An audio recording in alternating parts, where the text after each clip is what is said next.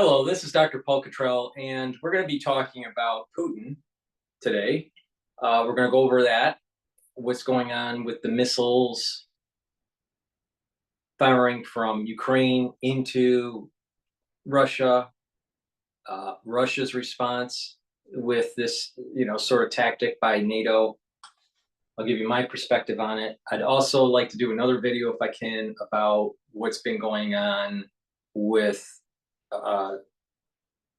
COVID and in the United States and the lingering effects of this new wave that's happening. So let's start with product placement. Please go to my store, the-studio-reykjavik.com, and help support my work by donating. You can donate through Stripe, PayPal, or buy me a coffee. You can also be a paid member on my Patreon channel. All the links are in the description of this video. So just click the link to the Patreon link and you can subscribe. If you're a paid member at a higher tier level, you'll be able to get access to my lectures on, or parts of my lectures on pulmonology and immunology. That way you get an added benefit for being a higher tiered member on Patreon. But you can also donate through Stripe, PayPal, or buy me a coffee on my website on the homepage at the very bottom. That way you're supporting my work. I have thousands of videos for free. So this is a way that you can help support for me to do these videos. In addition, please go to my store, the-studio-reykjavik.com, and get the great products that I offer. I have some ebooks, I have supplements, I have lecture series. The lecture series are in immunology and pulmonology. You get a lot of information for only $50. You also can buy the supplements. I have lots of different supplements. I have supplements like the structural nanosilver liquid. This is good. This is important, especially during the cold season, where you take a teaspoon a day, swish it in your mouth, gargle, swallow. It'll neutralize pathogens and maintain that mucosal barrier in your oral cavity. This is a great product. It's a structural nanosilver. It's 35 parts per million.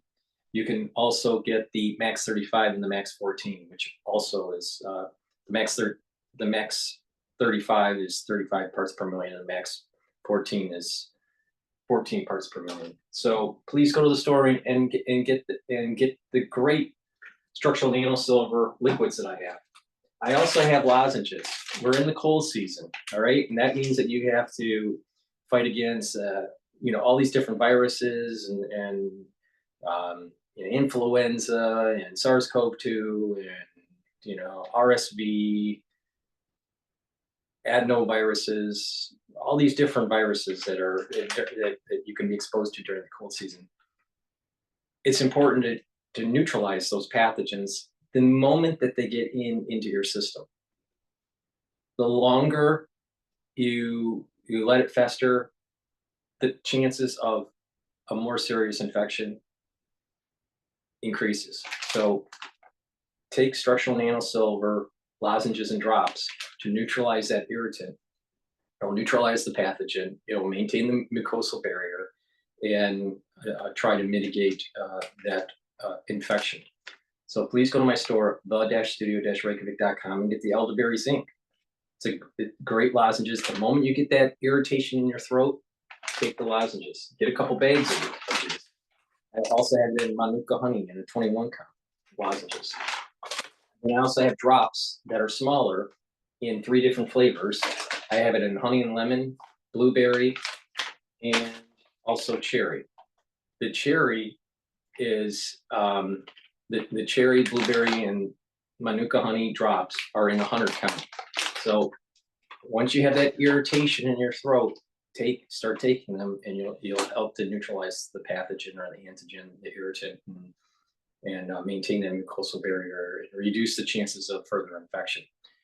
That's really important. If you catch it early, you'll navigate yourself through the cold season much better. Don't let it fester. So get a couple bags for your household, so when you need them, you're prepared. All right. With the structural nanosilver liquid, you can take this every day. Just take a teaspoon a day. If you're not feeling well, take a tablespoon or 2 a day. It's just swish in your mouth, gargle, swallow. All right. This is true with also the Max 14 and Max 35. So with that said, let's go to what's going on with Putin here.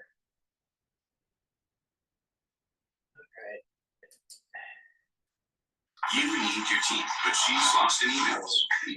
I gotta change the speaker here.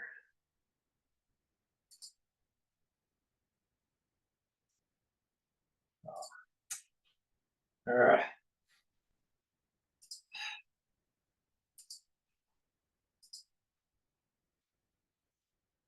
Use them for hours every day, but not 10. With Grammarly's AI, she can spend half as much time on emails. It works for the whole enterprise. Discover Voting and Progressive present the top safe voting tips. While we all may enjoy a little adventure now and then, a lot of Russian experts and more amount of them saying that Russia will have to use tactical nuclear weaponry. So Sergei Markov is a Russian political scientist and a close advisor to Vladimir Putin, and he joins us now. Hello. Hello. Russia attacked Ukraine, so why should they be upset if Ukraine fights back with all the weapons at its disposal? It's very easy. First of all, the main reason why Russia attacked Ukraine is to liberate Ukrainian people from clear terroristic, Russophobic and neo-Nazi regime. It's first. Yeah, well, it's not liberating it, is it? It's bombarding it. They're exactly liberating them. And your government is lying your government to lie. But okay, we'll go ahead and answer. Before this, during these 2 years, Ukrainian army strike Russian army.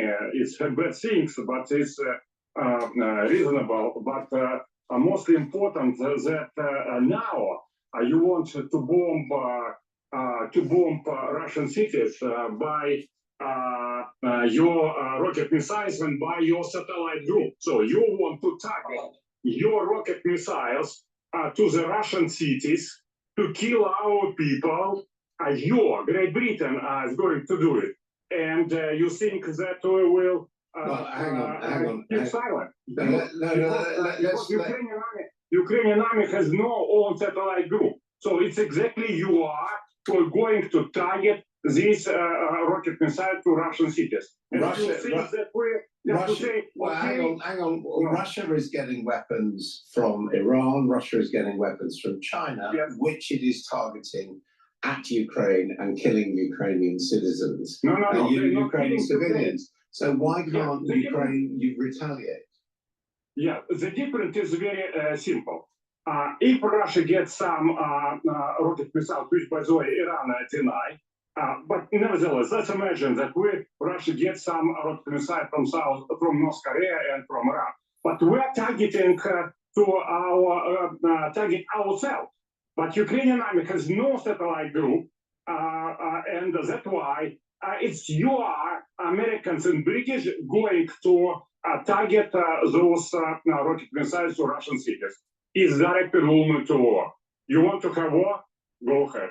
Well, what would war mean? Does that mean you expect if this attack on Russian territory with the assistance, clearly there is assistance from... Not assistance, not assistance. Yeah. If Ukrainian assist you, if Ukrainian assist you, and those Ukrainians which you make your proxy army, because most of the Ukrainians doesn't want to fight, as you may know. President Putin says that it's effectively a declaration of war. I'm just asking how we would respond, because should we expect that there will be attacks on British territory, for example? Finally, yes. Finally, of course, it will be attack against British territory, but from the beginning, but it depends also on the Great Britain. But from the beginning, I think the embassy, British embassy will be closed, then Russian embassy will be closed in Britain, then some of the British drones and military aviation would be crashed down. And also because these British missiles will be used from Ep60, but Ep60 based not in Ukraine. They based on the Romania and Poland airfields. possibly Russian army will have to give a real strike to those F-16, which is on the Romanian-Poland airfields. And do you see any chance of the use of tactical? What is getting scary here is that the Western powers are escalating this to the point where there's higher potentiality of Russia targeting NATO countries, which would then set off Article 5 and all this stuff. So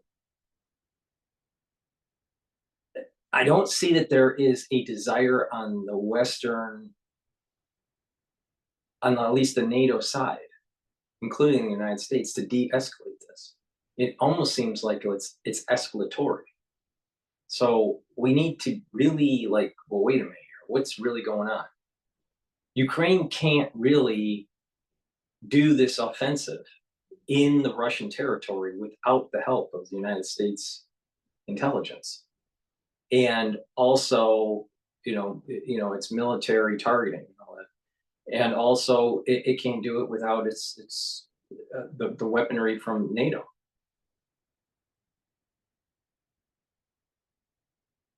I think they're called ATACMS and shadows. Military equipment from the UK, and then military equipment from the United States. ATACMS are from the United States, and I think their system is called Shadow or Shadows. This is escalatory. All right. So, like the Russian guy said, Ukraine doesn't have targeting capability at this level. It's like satellite targeting capability. The United States does. The UK does. So they're feeding this to the Ukrainians for them to push the button. So it's definitely, obviously, Ukraine is not really fighting for itself. It's becoming a proxy war between NATO forces, the NATO alliance, and Russia. But this is this is escalating to a point where it's maybe pushing Russia to the brink of striking Poland, maybe, or some other of the countries in that region that are part of NATO. I just find this as escalatory, and it moves our focus away from Asia, and just and now we're focused on Europe. I'm concerned about that. I think that the real ball to focus on, the real focus should be the Asian theater, not the European theater. It's frustrating. It's frustrating to watch. Please go to my store, the-studio-reykjavik.com, and get the applicator set that I have. You can use it with the structural nano silver liquids. All right, you just put the liquid in the nasal spray, the dropper, or the spritzer.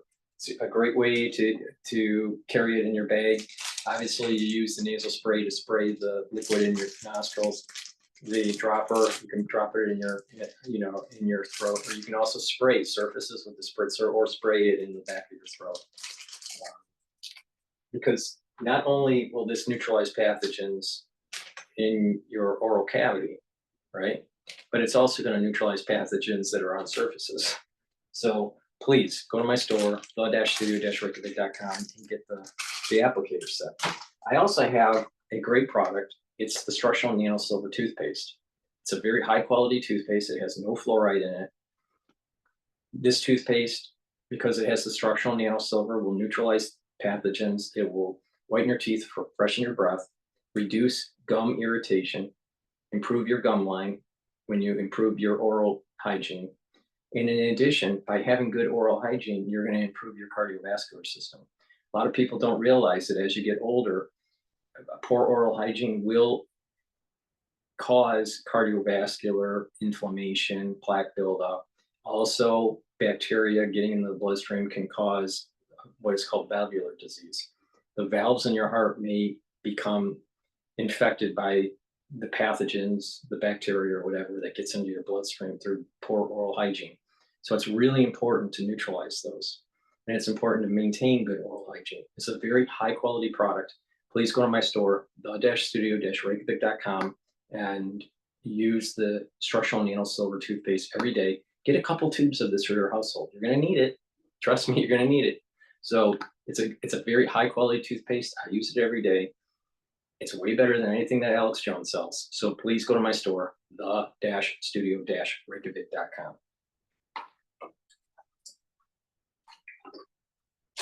Nuclear weapons. Well, And how are the numbers looking? We're landing at a strong 70. Ooh, SPF. Thanks to JetBlue's low fares, Kayla's on vacation. tactical nuclear weapons by Russia. Yes, of course, because now a lot of Russian experts and more amount of them saying that Russia will have to use tactical nuclear weaponry, specifically exists first state possibly against exactly this F-16. Because F-16 is part of the nuclear potential of the NATO countries, and it looks like that this British rocket missiles from American F-16 jet will be a target not only against Russian cities, but also a part of the Russian nuclear defense system. If you will hit, if you strike against Russian nuclear defense system, Russia will have to respond. What do you say to the British politicians we've been speaking to on the program this morning who say, well, you know, we've heard these threats and saber rattling from President Putin before, and as the support for Ukraine has escalated, actually, there hasn't been any delivery on those threats? Yes, it's exactly.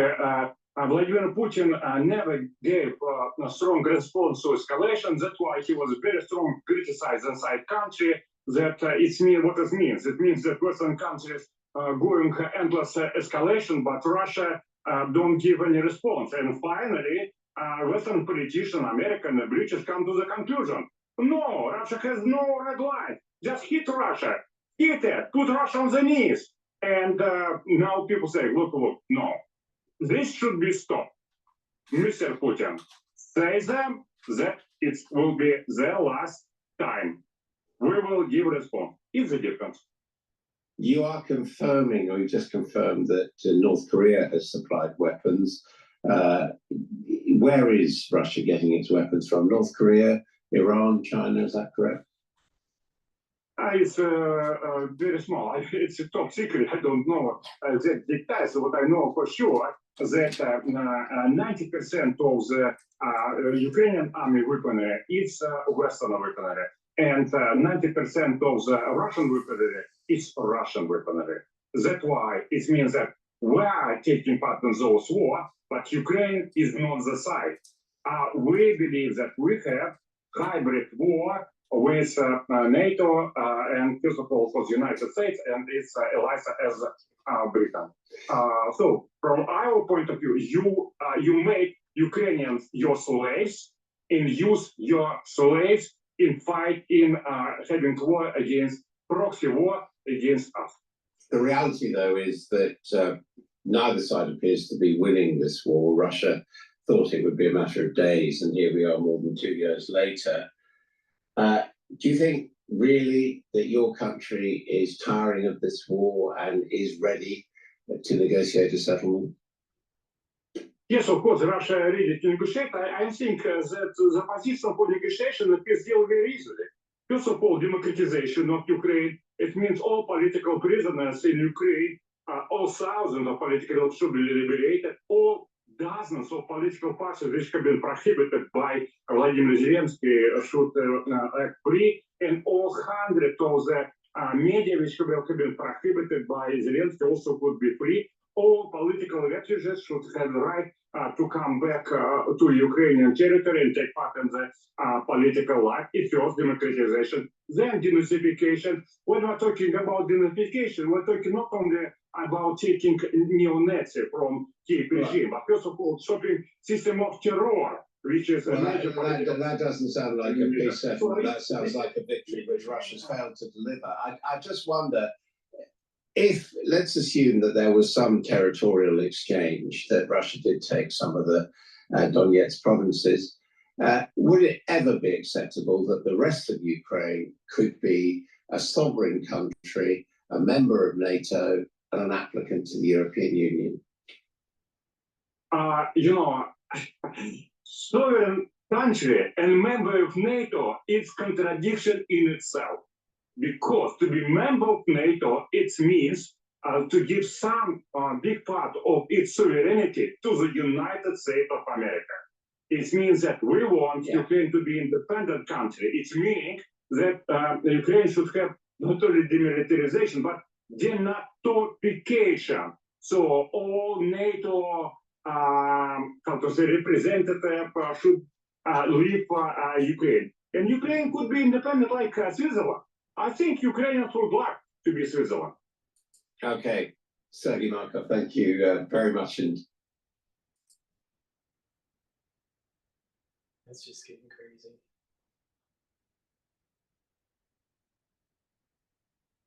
All right, another Times Radio. I think they do actually a good job bringing up questions, but it's definitely skewed to Monday.com allows you to UK. run any type of operation, even if it's roommate migration, automate workflows, and track progress. Believes that during the years of this war so far, the Russians have had 600,000 soldiers. If that goes and Kamala Harris wins, then I think President Putin will have some very hard reckoning of his own to do. I mean, the losses are enormous. The UK government believes that during the years of this war so far, the Russians have had 600,000 soldiers killed or wounded. So he's now having to offer that there are adverts in the metro system in Moscow, offering the Russian equivalent of I think it's £47,000 a year, which is a sort of unheard of figure for an unskilled Russian working man to go and fight in Ukraine. And even with those sums of money being offered, they're still having great difficulty refilling the ranks. Well, let's speak now to Mark Irvin, diplomatic analyst and columnist at the Sunday Times, who suggests we could be heading for the end game of the conflict. Morning, Mark.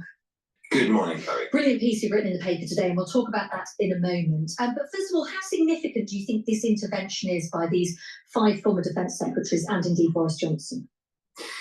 Well, let's speak plainly. They are 5 former Conservative defence secretaries and a former Conservative Prime Minister. So I think there's a good bit of politics in this.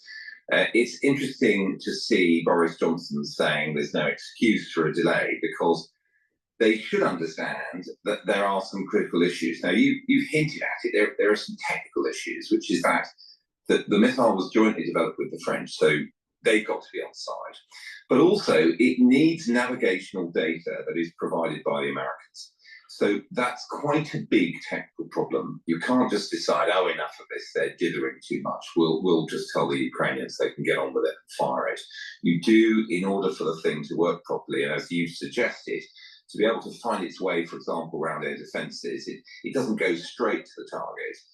It takes a route that's designed to bypass the most likely places where it can get shot down. The second issue, of course, is political, and this is so much about politics, this story this morning, which is that obviously it's very hard for Keir Starmer and the British government to go against the expressed wishes of the United States in this matter. Not only do they provide that technical information, but if we decide to do it, having clearly had indications from the Americans that they're not ready to go to this step, then, Britain stands out on its own. Now, of course, to the people that the paper has spoken to, the former Conservative Defence Secretaries and Boris Johnson, that's exactly what they want. They want Britain politically to take a strong stand in support of Volodymyr Zelensky and to do it. But I don't think it's going to happen. Now, it is a fascinating line. Will the Americans change their tune once we've heard what Zelensky calls his plan for victory? Now, that's going to be the week after next. The week after this coming one in New York. So it could be, and it could also be, of course, that permission is quietly given by the Americans after that date, and then we wake up one morning and the Russians say, yes, we've been hit by a storm shadow in such and such a place in Russia. So that's how the story is developing. It's intensely, I think, politically sensitive. And really, when you get down to that, The big question, I think, is that because we have different views about how the conflict should progress or end now, or is it another episode of what supporters of Ukraine, and indeed some of those defence secretaries who've been talked to by the paper this morning, would see as timidity? Your piece that you've written in the paper today, Are Russia and Ukraine Edging Towards an Endgame, is a really fascinating insight into all of the different things that are at play, not least, which you outlined so well, is the troop shortages and the fatigue potentially on both sides. Well, that's right. The question now, I think, as we get towards it, traditionally there's a campaigning season. Once it gets much wetter, which it's also already started to do, gets much muddier. So it's harder for armoured vehicles to move without getting bogged down in the mud. Then, of course, it gets much colder. All sorts of implications to that, both on the front line and, of course, for civilian populations, because particularly in Ukraine, the power generation infrastructure, the power stations, the gas storage, all these other things have been hammered during the past year by Russian strikes. Now, what's happened in the last few months is that the Ukrainians have started much more effectively hitting back at the Russian infrastructure. Now, that includes all sorts of targets, military targets, airfields, all of those sorts of things, but it does also include some of their petroleum storage and electricity plants responsible for supplying power to the Russian grid and the Russian economy. Now, I think those things combined, the real problems that the Russians are having finding enough people to fight, because they've taken enormous losses again during the summer, plus the increasingly effective Ukrainian strikes. And of course, that's why the Ukrainians would look. Your team comes to work, gets started, and disappears into 100 apps, each with their own greedy little text boxes. Except Pam, because Pam. Of course, that's why the Ukrainians would like to add Storm Shadow and other missiles to that mix to ratchet up the pain even more on the Russians. I think all of those things mean there may be an opportunity a little bit later this year, towards the end of the year, to actually get the Russians to engage seriously for the first time in many, many months about how this might end. And do you get a sense there is an appetite within Ukraine to negotiate with Russia? And I'm not just talking about the leaders, I'm talking, the population who've had to live with this war and the reality of it for so long now. It's really hard, Chloe, because, if you talk to people, I quote one or two people in the article, who've lost a brother or a son or a husband, it's incredibly hard for them to see this ending in terms any other than victory, as they would say. Now, what does that mean? That means getting their lands back that have been occupied by the Russians. I think for Zelensky, it's going to be a much more complex judgment than that, a much more difficult judgment. He knows. See, some people are saying that in the mainstream media, it's saying that Russia has lost a lot, right? But there are some of the alternative media that's saying that Russia has not lost a lot. I think that Russia has lost a lot, and so has the Ukrainians. And that it's getting to a point where it's almost a stalemate, that there's really not, there's not really big movement. Now there is this added calculus where now the longer range missiles using NATO country targeting intelligence, like the UK and the United States, it kind of changes the dynamic a little bit. Now you can reach farther into Russia, and that might tip the balance in favor for Ukraine. Very possible. All right, but the other part of that is it may also tip the Russians to moving against NATO countries. So this is escalatory. So you have two forces, the Ukrainians and the Russians, kind of almost at a stalemate. But then you had a new capability by the Ukrainians to be able to reach farther into Russia with these longer range missiles. The question is will Russia move against NATO countries or not. I mean, there's pluses and minuses to the whole strategy, but we're moving towards this being a multi-country war in Europe, and it could be very problematic for everybody around the world. This is very important to understand here. Please go to my store, the-studio-reykjavik.com, and get the vitamin C that I have. It has magnesium in it. This helps you to boost up your immune system. This is really important to take every day, especially during the cold season, to boost up your immune system. Vitamin C also helps to improve your skin. So many people should be taking vitamin C every day. In addition, if you're not feeling well, take a double dose. Drink it with water. I also have a probiotic. I have this probiotic is in a powder. I take it every day. There's a little scooper in here. You just put it in your food or mix it with water and take it every day. A good gut biome will improve your metabolism. A good gut biome will improve communication between your gut and your liver, and your gut and your brain. By improving that communication, you're going to have better brain health. You're going to be able to think better. You're going to be actually a good gut biome will reduce inflammation. And by reducing inflammation, you're going to help to improve digestion and your immune system. So please go to the store and get the probiotic that I have. I have this in a powdered form, and I also have it in a veggie cap form. Please go to the store, the-studio-reykjavik.com. Also, during the cold season, it's really important to take vitamin D3 every day. Why? Because this helps cells to go into apoptosis if they're infected. When a cell goes into apoptosis, it can die off, and then the body can clear the infection.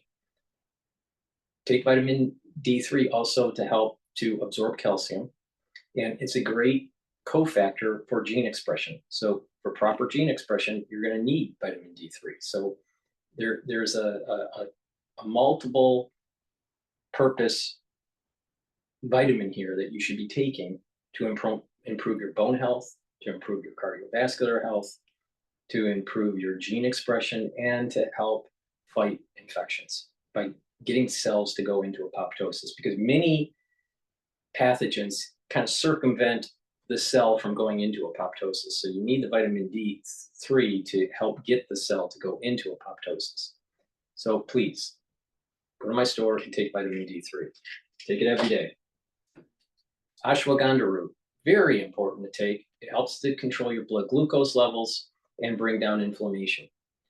It's synergistic with turmeric, which is a strong antioxidant and brings down inflammation. So these two together will help your immune system and help with your cardiovascular system.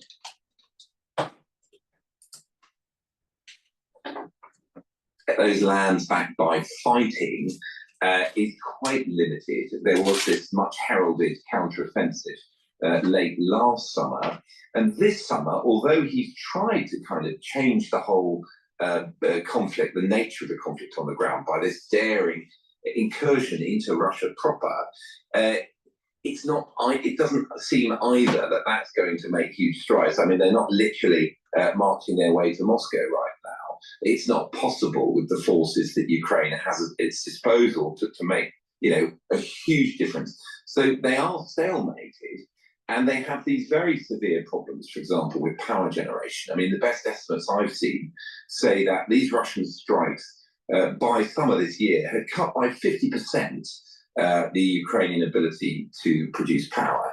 And, you know, that is going to be a really, really difficult problem this winter, obviously with much colder temperatures. And Zelensky himself has alluded to this. He's alluded to the difficult challenge of the winter ahead. It's one of the reasons why he has got rid of a load of ministers several days ago, and he's trying to reform his cabinet. He knows it's going to be politically hard, and that people, even if they don't overtly say, look, let's just wrap this up, have some kind of ceasefire, it's very hard politically to say that in Ukraine. That even if they don't do that, this issue about people either leaving the country to avoid military service or, for example, deserting once they've got there. The Ukrainian parliament had a fascinating statistic that 19,000 soldiers had been charged with desertion in the first 4 months of this year. That all these issues speak to a nation that is deeply war-weary. Absolutely. And of course, you know, we mustn't forget, and you know, the huge issue here in the background, of course, is the US presidential election, and whoever wins, how that could have a fundamental difference on not only how the war is armed and the support that Ukraine gets, but also the pressure on having negotiations and a ceasefire. That's absolutely right, Chloe. I mean, there has been, we got a fascinating glimpse. The American paper, the Washington Post, revealed a few weeks ago that there had been an attempt through Qatar, through them acting as mediators, to get Ukraine and Russia to stop targeting one another's energy infrastructure. In other words, to negotiate a sort of ban on those kinds of strikes. And that this had come close to producing an agreement last month. Now, I think that gives an insight into the fact that both countries are really feeling the pain of these deep strikes. Now, does that mean that there's been a more fundamental decision by President Putin to engage in diplomacy? No, I don't think it does. Not yet, but I think it does hint, along with everything else we know, that his position may change. It may have to change after the presidential election, particularly if Kamala Harris wins, at which point any hopes he might have of, you know, Donald Trump just shutting down the supply of weapons to Ukraine, something like that, a really big sort of event that would change the dynamic. If that goes and Kamala Harris wins, then I think President Putin will have some very hard reckoning of his own to do. I mean, the losses are enormous. The UK government believes that during the years of this war so far, the Russians have had 600,000 soldiers killed or wounded. So he's now having to offer that there are adverts in the metro system in Moscow offering the Russian equivalent of I think it's £47,000 a year, which is a sort of unheard of figure for an unskilled Russian working man to go and fight in Ukraine. And even with those sums of money being offered, they're still having great difficulty refilling the ranks. Gosh, Mark, it's absolutely fascinating. Thank you for your time. We must speak again.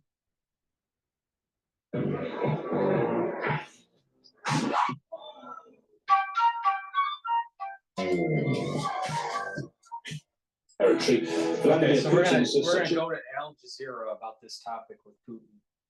Please go to my store, the-studio-reykjavik.com. It's important to detoxify your body. You can detoxify your body by taking the zeolite that I have on my store. It removes heavy metals, chemicals, and toxins from your body. How it works is this zeolite is a negatively charged molecule, and it will attach to positively charged heavy metals, positively charged chemicals and toxins, and bind to them and allow you to urinate that out in 6 to 8 hours.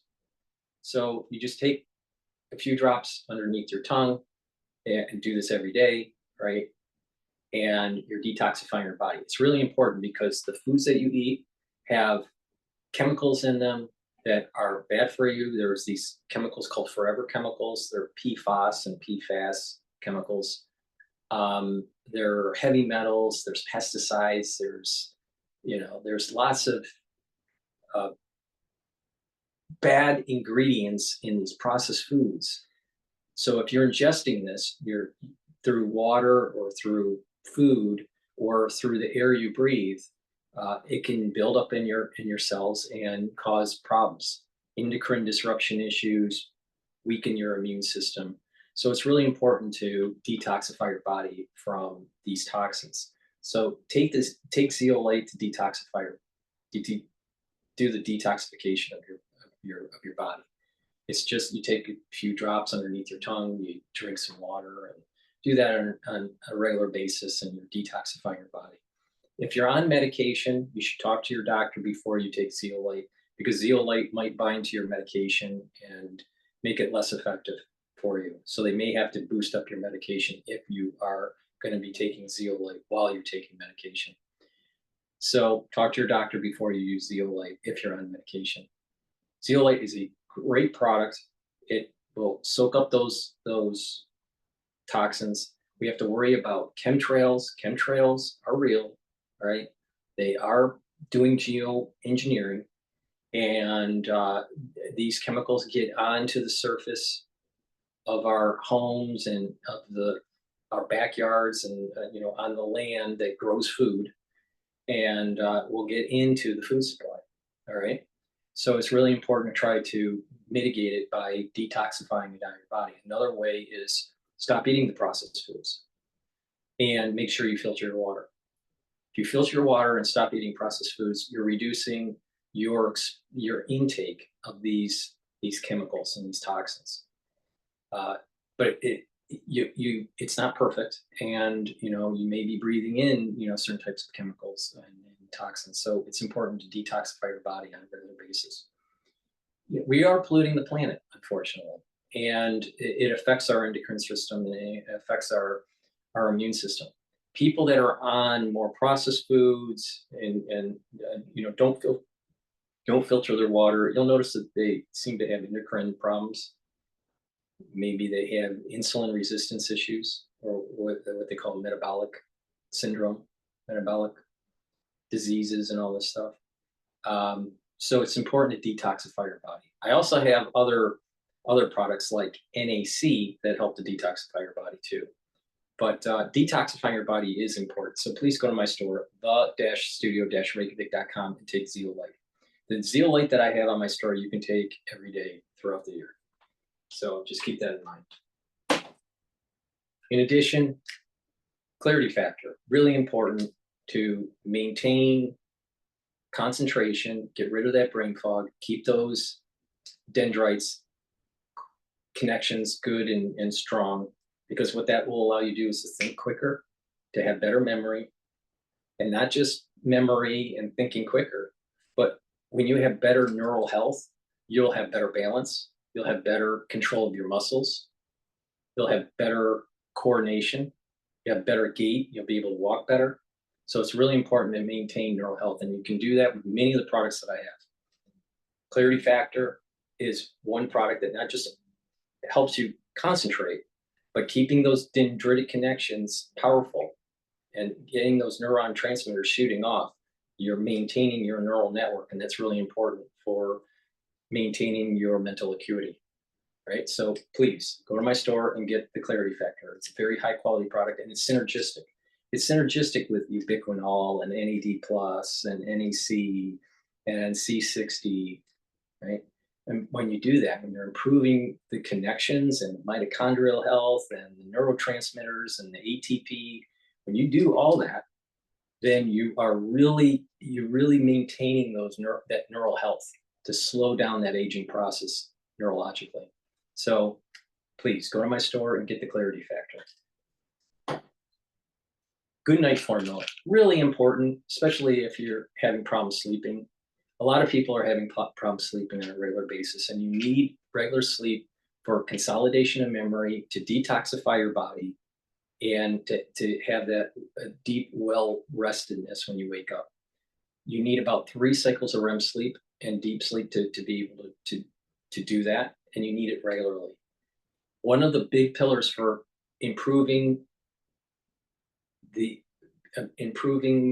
aging and longevity is to actually sleep more, right? Not too much sleep, but make sure that you have proper sleep.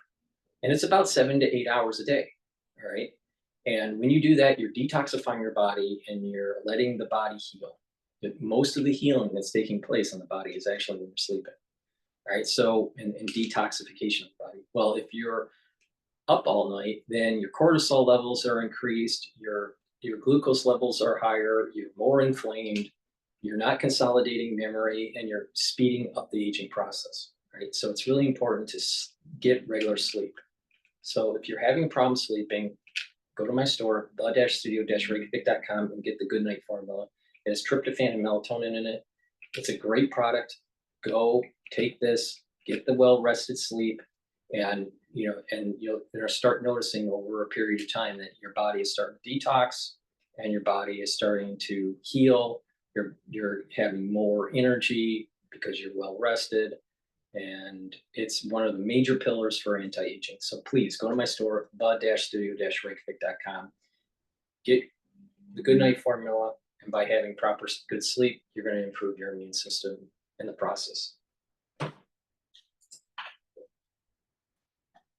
would mean all-out war with NATO members. But how serious is its warning, and what difference could these weapons make on the battlefield? This is Inside Story.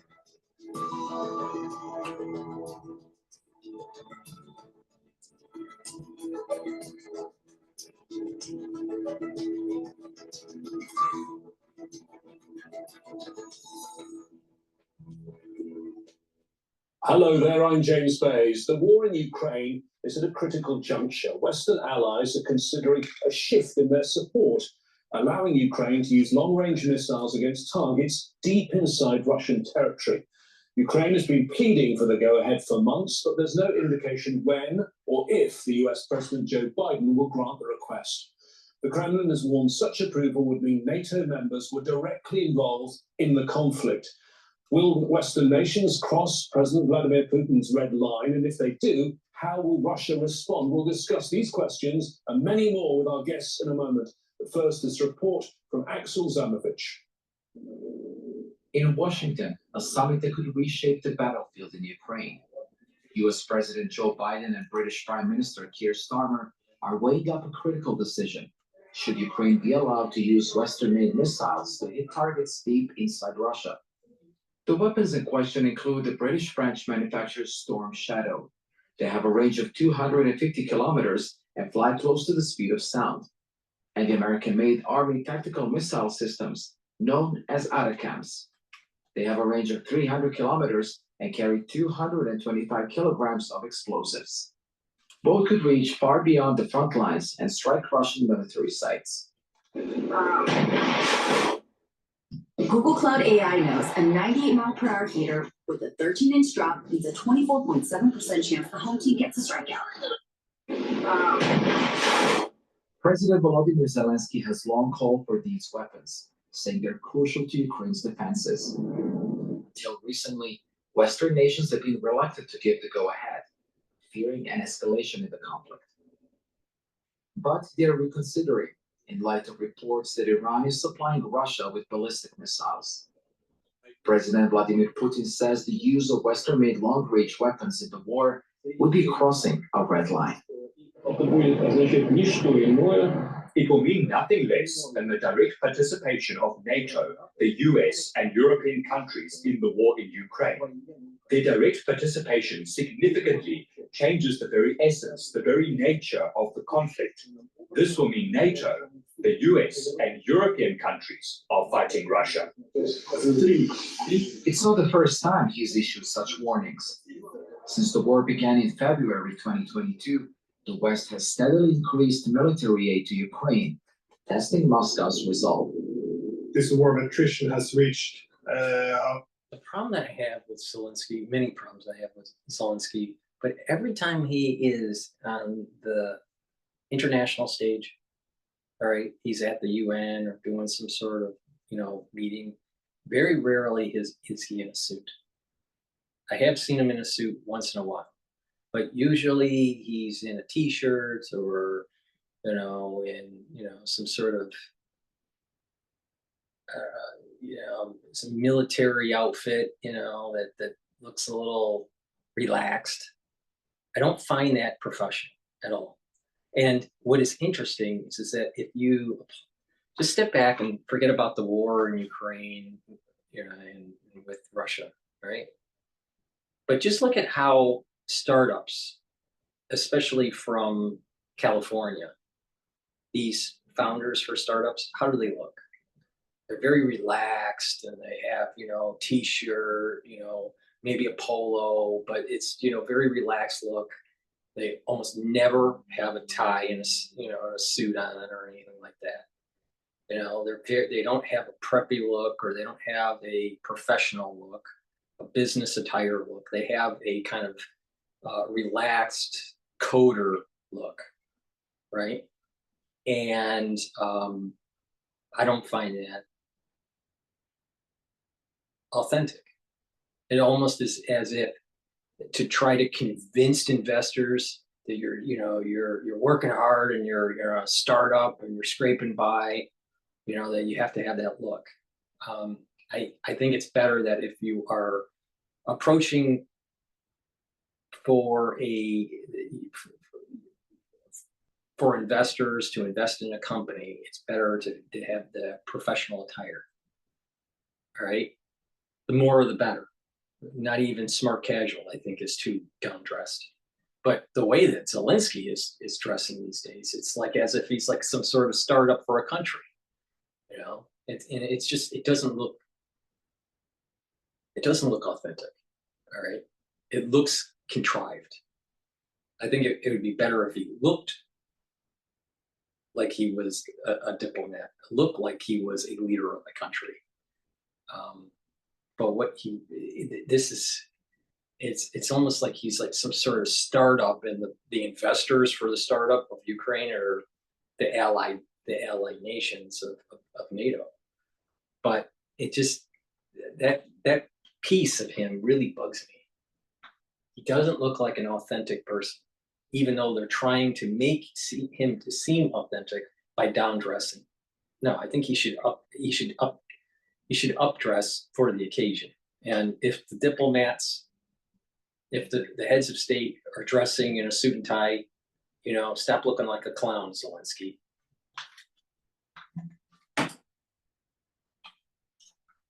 Very critical stage in which now the Ukrainian front lines are beginning to collapse. So the dilemma for NATO is, does it negotiate? All right. University of Southeastern Norway. All right. He's on Al Jazeera. He's speaking through Zoom or technology like Zoom. All right. He's maybe in his own flat, all right, in Norway, or maybe he's, you know, at the university at his office. I don't know. But the thing is that he's well dressed. He's showing professionalism on Al Jazeera about a serious topic.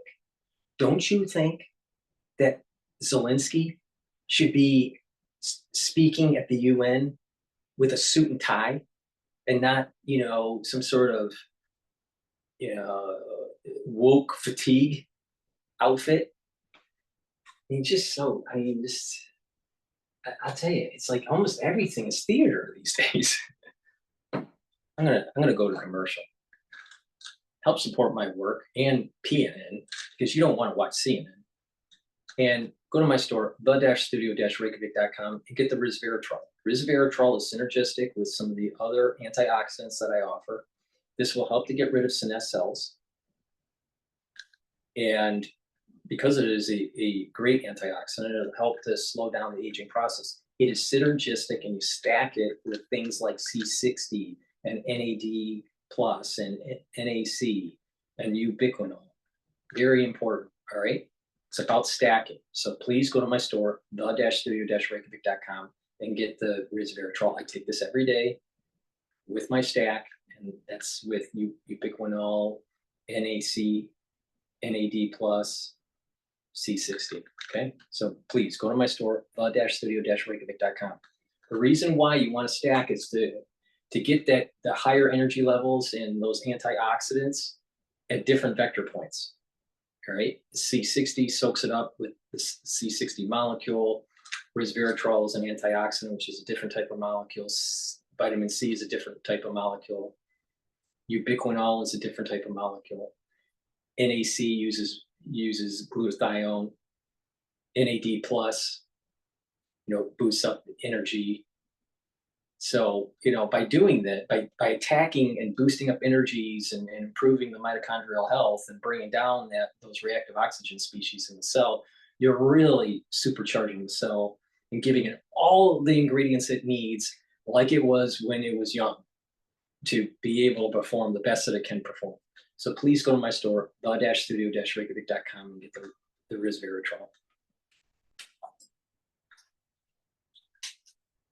Or escalate to keep the war going, and it seems as if some are pushing for negotiations while others are pushing for escalation. So this is why the United States is a bit cautious, because it should be, because if they escalate this war too much, they might not be able to negotiate anymore, and also it's the loss of unintended consequences, as at some point Russia will retaliate. A response by Russia could be severe.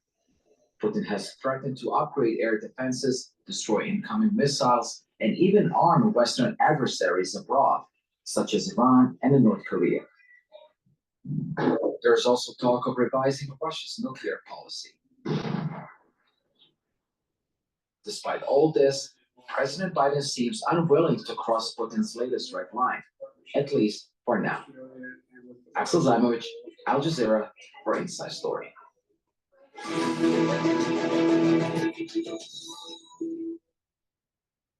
Well, let's discuss all of this further with today's panel of guests who are joining us. From Moscow, we're joined by Pavel Felgenhauer. He's an independent Russian defense analyst. From Munich, Marina Miron is postdoctoral researcher at the War Studies Department, King's College London. And from Washington, D.C., Lawrence Korb, former Assistant Secretary of Defense. Thank you for joining us today on Inside Story. Marina, let me start with you before we get into what has been going on in the diplomacy this week, taking place in Ukraine and in Washington, and before we find out what was said in Moscow. Let's just go back to basics. What is it that Ukraine actually wants at the moment? They have these long-range missiles, as I understand it. They need permission to use them in a different way. Correct. So what Ukraine is essentially asking for is the Storm Shadow and Scalp missiles that it already has at its disposal to be used on Russian territory to strike deep into Russia. And of course, it also has American ATACMS, which have a range of 300 kilometers, so they can reach even farther. So those would be in question as well. And Ukraine arguments it as self-defense, saying that it could hit military targets and degrade Russia's capability to wage war against Ukraine. And just to follow up on that, Marina, just to be absolutely clear, I don't want to go into all the details of the military capabilities of these missiles, but the Storm Shadow and the Scalp, the Storm Shadow is a UK missile. The Scalp, I'm right in saying, is almost identical, but a French variant of the same missile. And the other one, which is the Army Tactical Missile System, which is known by this acronym ATACMS, that's a US missile. What is the range of these?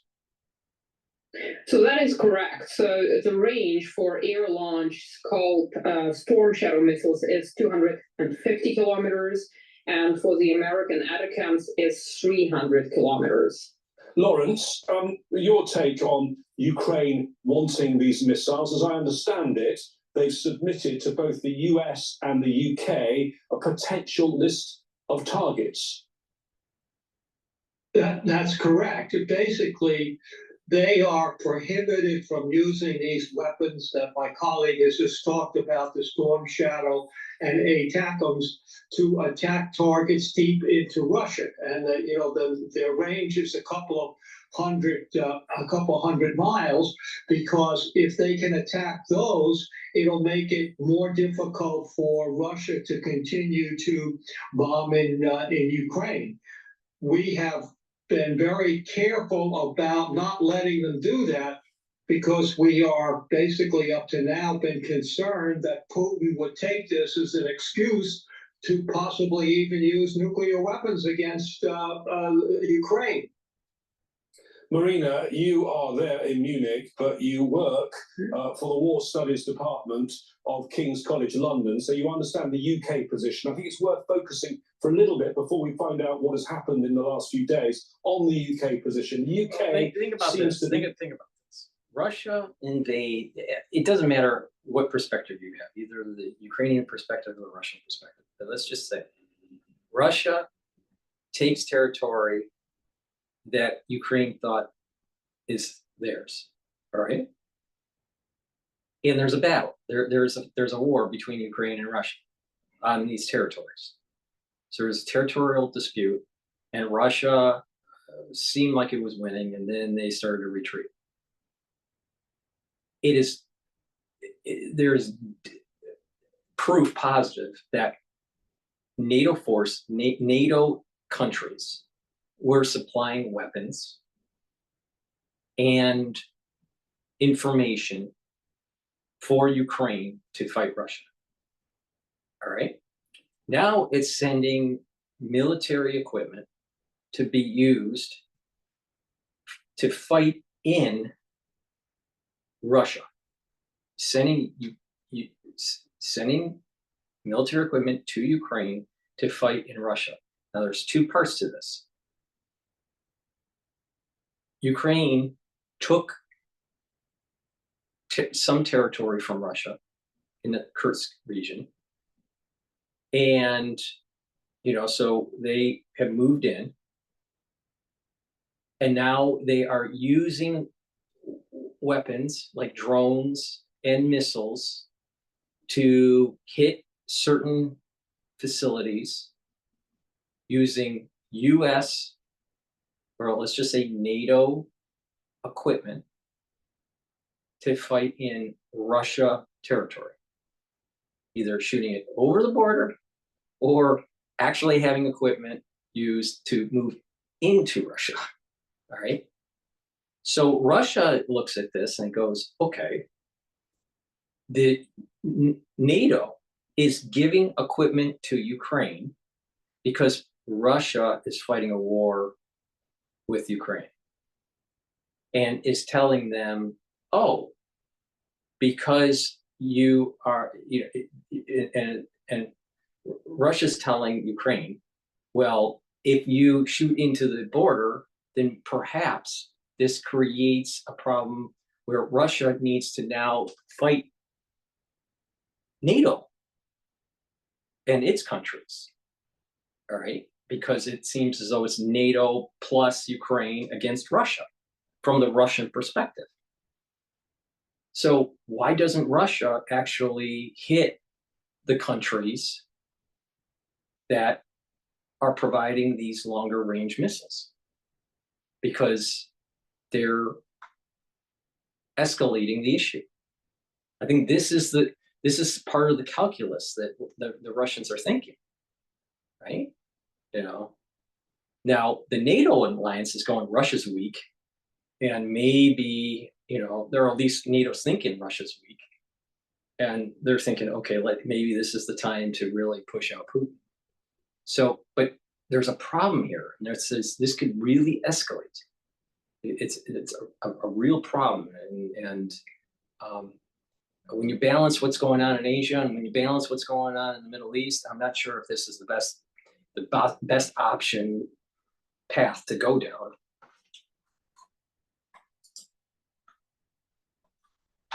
Is he keen to let Ukraine use its Storm Shadow missiles in a new way? Is that your understanding? And is this a rare moment of slight disagreement between these two allies, the UK and the US, in recent weeks? Yes, that is correct. At least as far as the top of the government is concerned, that is a UK position. UK wants to permit Ukraine to use those Storm Shadow missiles and Scalp missiles to attack Russian targets. Now, the problem is that the navigational data for these missiles is American. Therefore, Great Britain needs the American permission. That being said, it doesn't mean that the opinion within the UK is uniform. As one former UK diplomat said, we should not discount the fact that Putin has not acted yet on his red lines, that it's going to continue that way. And Lawrence, if we look at the NATO countries, 32 nations in NATO, I think it's fair to say, is it not, that the UK is one of the most hawkish countries, along perhaps with Poland and the Baltic nations, which all are geographically close to Russia. And of course, the Baltic nations were once part of the Soviet Union. Yeah, there's no doubt about the fact that the UK is probably after the United States, the most significant military power in NATO. And don't forget, the United Kingdom, along with France, they have nuclear weapons. I think people forget that because they're focusing only on the United States nuclear weapons. And basically, I think what the British are trying to do quite correctly is present a united front against Putin. And by getting American permission, even if the United States does not at this time allow ATACMS, it basically sends a signal to Putin that the Western alliance is united against him, particularly upset at him for recently getting missiles from Iran and North Korea, and continuing to get components from China. Okay, bringing Pavel in from Moscow now, on specifically the UK. If you look at the NATO countries, is it right in saying, my impression is that of all the NATO countries, the UK is the one that riles Moscow more than the others? And we also had the recent news that, I think it happened some time ago, but the announcement that 6 UK diplomats had been expelled from Moscow. Yes, the relationship between Moscow and London is very low key. Britain has been seen as an adversary very much in Moscow, as during the Cold War.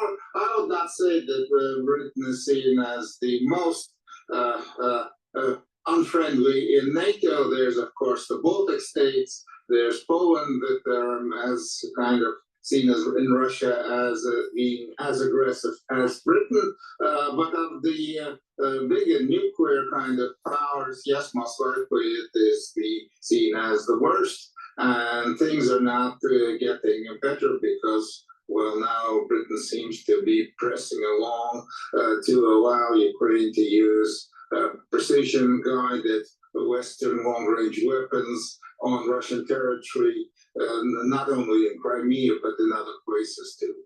Okay, so let's now move to the diplomacy that took place this week, Marina. We had the US Secretary of State Antony Blinken going to London, meeting his UK counterpart, the new Foreign Secretary David Lammy, also meeting the Prime Minister Keir Starmer. Then Mr. Lammy and Mr. Blinken went to go and see President Zelensky in Ukraine, and it seemed like there was sort of choreography here. It seemed like they were edging towards something, because the UK Prime Minister then was due in Washington and was in Washington at the end of the week. It looked like they were going to make an announcement. And let me just read to you the New York Times headline on Thursday: Biden poised to approve Ukraine's use of long-range Western weapons in Russia. Everyone thought it was going to happen, didn't they? Absolutely, everybody was thinking that this is going to take place. However, I think getting that coalition formed and getting an agreement, given the fact that the United States also understands the risks, being a country pre-election now, is problematic.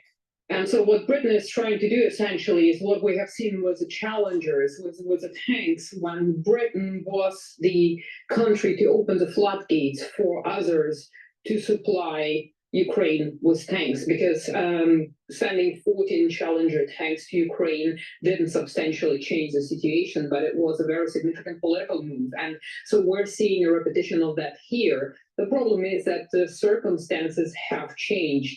The battlefield configuration looks different. And of course, the US politics play a lot into this, as well as the British domestic politics, as we have seen the political turbulence in the past years. So that's problematic. And of course, if we remember how France was trying to create that same coalition by suggesting that NATO might be willing to send boots on the ground, or at least France would be the first country to send boots on the ground in Ukraine, and how that didn't work out. And so there is a different strategy now. So let's try with the long-range weapons and see if that's a lower bar in terms of risk. But one other thing happened, didn't it, Pavel, between that New York Times headline saying Biden was poised to approve this and the meeting that took place in the Oval Office between the UK Prime Minister and President Biden, and that was the intervention by President Putin, coming out and saying that if they did this, it would mean that NATO countries were at war with Russia. How significant, Pavel, do you think the words were of Putin? Because we have had bellicose statements from him before. Well, from Putin, maybe not. His subordinates, yes. The former president and now Deputy Secretary of Security Council, Dmitry Medvedev, was talking about this all going into nuclear warfare, maybe, or war in general. But now it was Putin. Putin is playing the honored and very effective card used during the Cold War by both sides. It's called brinkmanship, a term coined by John Foster Dulles in the 50s, means balancing on the brink of nuclear war. One side threatens that it may go nuclear, demanding the other back down. And it works. It works time and again. It works again. So the United States presidential election, Donald Trump has been all the time talking about that if he's not elected, there's going to be a third world war. And this has an effect on the decision making in Washington. They're holding back. It worked in general during this conflict many times. And so I guess that's basically for what nuclear weapons were used mostly during the Cold War, for brinkmanship. And now it's working again. Putin said that we'll go to war, but that really does not mean we'll go to war, but that is a very serious threat that will make the other side do something or make some concessions. Okay, well, let's discuss in a moment whether we think Putin really means it and what he could do. But Marina, just to be... I'll tell you, we are moving closer and closer with a much broader conflict in Europe. As this whole long-range missile thing. See, if the let's say the United States is controlling the whole thing and with the NATO, which most likely it is. All right. They're thinking this is the time to take out Putin. He's the weakest. It's time to use the proxy war in Ukraine and give them more capability, longer range capability into Russia proper. All right. And either Putin gets assassinated, overthrown, surrenders, whatever. All right. The problem comes in is that throughout history, Russia in the winter seems to push back its aggressors. All right. That's historical. So history is on Putin's side. Now, if the numbers that are being published in the mainstream media are true, Russia has problems with its military capability. It's lost men, it has munition issues, it has military hardware issues and all this stuff, all right? It's depleted. So political capital and military capital, Putin seems to have expended. So he's run, if the mainstream media announcements are true, then he doesn't have a whole lot of capacity to wage war, right? But by attacking Russia proper, it does galvanize the domestic Russian citizen to push back against NATO, or at the very least against Ukraine. So by attacking Russia may actually strengthen Putin domestically. So this is just playing with fire. We don't know really what's going on. And, you know, how would we feel if Russia started providing tactical capability, military capability against our adversaries, you know, against, I'm sorry, tactical capability against the United States with our adversaries, all right? And they start launching missiles, long-range missiles, you know, on U.S. bases. For example, what if, let's say, they start providing tactical information to Hezbollah with long-range missile capability. So they give them long-range missiles, they give them the intelligence to use them to attack strike groups that are in the Mediterranean against the U.S. naval strike groups, right? So this could start really getting out of control and escalate into a world war. This is what I'm saying. We have to be really careful here. Really, really careful. Maybe that's the reason why maybe the White House is a little trepid with this whole issue. I don't know. But we got to worry about this. I mean, we are either in World War III or we're about to go into World War III. Really, it's a real big problem. Let me do a commercial here. Please take my advice and boost up your immune system. We're going into the cold season. We're going to be needing to have a strong immune system to fight different types of pathogens like RSV, SARS-CoV-2, adenoviruses, mpox, right? Influenzas. So you need to boost up your immune system. A great way to boost up your immune system is to take lignans. Lignans is a powder. You take it every day. You mix it with your food or with water. And this will help to boost up your immune system. By taking lignans every day, you're also improving your endocrine system. This is for, so by improving your endocrine system, your hormonal system, your immune system, you're going to be able to have a more robust defense mechanism during the cold season. So please go to my store, the-studio-reykjavik.com, and take lignans every day to help boost up your immune system. It's for males and females. It'll help to improve your hormonal health. Because a lot of people don't realize that because of the toxins that we breathe and ingest, through water and foods that we eat, that it affects our endocrine system. That endocrine system gets affected, so our hormonal balance gets disrupted and our immune system gets disrupted. We need to go back and get it reset. So it's really important to take these types of supplements that I offer at my store to reset your endocrine system and to reset and improve your immune system.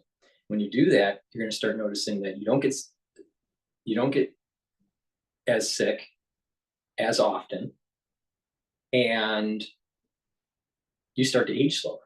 So it's added benefits. So please go to my store, the-studio-reykjavik.com, and get the lignans. I also have olive leaf extract, which is a dual product. It's great because it helps to improve your immune system by bringing down inflammation, and it helps with your cardiovascular system by bringing down inflammation in your vessels, and it also brings down the LDL and increases your HDL levels. So by taking this, you're improving your cardiovascular system because you're improving your lipid profile, you're improving your cholesterol. And when you have less LDL, you have less plaque buildup, because plaque buildup is based on oxidizing LDL. If that LDL gets into your vascular vessel, the inner lining of your vessel, if that LDL gets there and gets oxidized, then what happens is it gets eaten up by macrophages, and the macrophages turns into foam cells, and the foam cells turn into plaque. So if you have less LDL, you have less plaque buildup. All right. If you have less inflammation in your vascular system, you have less cracks or tears in the intima to allow for the LDL to get in. So it's really important to take olive leaf extract every day. So please go to my store, the-studio-reykjavik.com, and improve your immune system and improve your cardiovascular system. Really important. To us, if he did mean it, if he said that this was now a war between Russia and the 32 NATO members. I mean, under Article 5 of the North Atlantic Treaty, when one NATO member is attacked, then it's known as the All for One article. That's considered an act of all 32. So just to go down that route for a moment for me, that hypothetical route, that would mean NATO versus Russia in a war. That would effectively mean World War III, would it not? Well, perhaps, yes, because of the collective self-defense. That being said, it depends on where it starts and how. And NATO has been projecting the possible Russian invasion in the Baltics, which is an interesting scenario. The problem with the scenario is, even if that were to happen, as it stands right now, NATO itself admits that it lacks readiness when it comes to an armed conflict or an armed conflict with Russia. Certainly, we don't know in what shape this would take place, but yes, essentially, that would lead to a Third World War. And we have to remember the unchanged Russian nuclear doctrine. If Russia feels that its state survival is at stake, that is clearly written. They reserve the right to use all means, including nuclear weapons. So I think that also increases the possibilities that Russia might indeed use nuclear weapons. Okay, Lawrence, what's your view? Do you think that President Putin means it, or is it just brinkmanship? I mean, you served as the Assistant Secretary of Defense in the Reagan administration. What would Reagan say? Would he say call Putin's bluff? I think he would, based on where we are now, because Russia is in a relatively weak position when it comes to this war. Don't forget, they have had 600,000 troops either killed or wounded. And basically, if you allow these deeper attacks into Russia, I think this would have an impact on Russian public opinion about this war. Because if you listen to what they're saying in Russia, basically they're telling the Russian Putin and his people are telling the Russian people everything's going well, we're winning the war, we have, minimum casualties, we don't need to send draftees there yet. But I think that he's being too optimistic, because one, when the winter comes, it may be in the benefit of Russia. If Russia does an assault on Ukraine, right? Historically, during the winter, Russia, when being invaded, Russia usually wins, right? Or at least can defend its territory. So you have history on Russia's side. I think it is optimistic to think that the domestic audience in Russia would be against Putin when they see destruction of Russia's cities, towns, buildings. I think it'll galvanize the Russians and side with Putin for further defense of Russia against NATO through the proxy war with Ukraine. So I think that this idea that, now, of course, it could happen that maybe the domestic audience in Russia will want to overthrow or have Putin stop the war or whatever. All right, that's possible. But I have a feeling through history that the Russian people will actually galvanize against the NATO alliance. Because this is starting to more look, as time goes on, more and more like a NATO war with Russia. All right. So if they have Article 5, where if Russia attacks a particular country, and then Article 5 gets activated and all the countries within NATO are in defense of that one country against Russia. All right. Well, why doesn't Russia say a war that is a proxy war, and you're giving NATO forces are giving intelligence that are coming from the US or from the French or from UK that are targets within Russia? That's an act of war against Russia by the country that's giving the data, either UK, France, or the United States.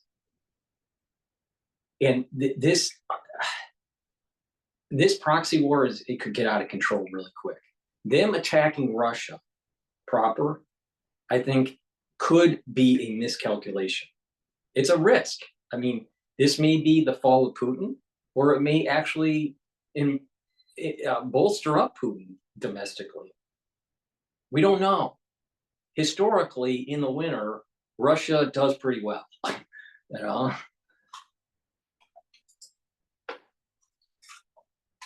These attacks come deep inside Russia, then the Russian people would say, wait a second, what's going on? So it's hard to calculate what Putin is talking about. I guess you want to err on the side of caution. But the fact of the matter is, I think in this particular case, it's probably time to call Putin's bluff. And Biden has tremendous support in the Congress. Senator Jeanne Shaheen, who's a Democrat from New Hampshire, Mitch McConnell, the Republican minority leader in the Senate, they're both saying, no, use the ATACMS to go deeper into Russia, so this war will not drag on, forever. Now, the other complicating factor is Biden only has a couple of months left in office. And if Trump gets in, we completely change our whole strategy toward Ukraine based upon what he has said so far. So, Pavel, you heard there from Lawrence. He says the US should call Putin's bluff. How do you see that in Moscow? And do you think the situation is the same as at other key decision points for the West in this war? Because, of course, it comes nearly 6 weeks after that Kursk incursion, that daring Ukrainian incursion, seizing 1,300 square kilometers of Russian territory, which they're still holding. Does that change things and change the calculations? The secret to the perfect bread? Add moisture. The new Miele ovens. Building Ukrainian tactical success and course is important, but Russia has done tactical successes during the summer in the Donbass. So Russia was advancing in one place, so the Ukrainians broke through in another. All in all, in summary, it's still a bloody quagmire on the front line. Neither side has been capable of translating its tactical successes into anything strategic. And there's increasingly developing something I would call like the war of the cities during the Iraq-Iran war in the 80s, when there was also a bloody quagmire on the front line, and both sides were hitting deep into their own territory of the other side. Because Ukraine has been hitting deep into Russia using its own drones, long range, which it has now is mass producing. There were attacks in Moscow. Just recently there was an attack and a fire was ignited at the oil refinery in the outskirts of the city. And of course, if Ukrainians were allowed to use the Western precision-guided weapons to add up to their own long-range drones, that would be dangerous. And actually, the Storm Shadow or Scalp, according to Russian sources, has a range of over 500 kilometers and could basically hit Moscow. And these are really, though the Storm Shadow is it's subsonic, but it can be shot down, but it's very precise. That would be seen as a very serious development because basically it could also threaten Putin's own residence or the Russian high staffs in Moscow. So how Russia will react? I'm not saying that Russia is ready to go over the nuclear threshold. The nuclear threshold is very high, and Russia does not have a nuclear monopoly. If you go over the threshold, the other side might go too. That's very dangerous. But the situation could get much more serious if it escalates into a war of the cities where between Russia and Ukraine, where the Western long-range weapons will be also involved. So, Lawrence, where do you think things stand right now at the moment with the US position? Because no decision was made, despite us all expecting one, at that meeting in the Oval Office. We're now told from Prime Minister Keir Starmer, the UK Prime Minister, that he wants to have another meeting with allies, including President Biden, on the sidelines of the UN General Assembly in New York, which is just over a week's time. So do you think Biden blinked here? Was he spooked by Putin's warnings, or do you think this is going to be revisited and eventually that Ukraine is going to be given this permission to strike much deeper into Russia? Because it wasn't given today,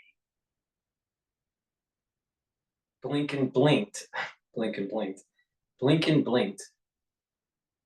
And I think the Biden administration is concerned about further a much more wider conflict in Europe. Now, if they keep on attacking, let's say Moscow, right? Let's say Ukrainians are hitting Moscow, all right, with these long-range missiles. What's wrong with Putin hitting cities like Berlin or London or Paris? or even, let's say, Washington, D.C. Not nuclear, but just long-range missiles. Just to, show the Western alliance what it's like to be attacked. Because the Western alliance is used to not being attacked. Western alliance has had kind of like this hiatus of war, and they've only done, proxy wars. And this Ukrainian war is really like Vietnam in Europe, right? But now it's getting to the point where it's more involved, because now it's hitting Russia proper. So the United States may be blinking, but they should be blinking, because what the problem here is that there's this hubris. This hubris started with the fall of the Berlin Wall and the encroachment of NATO.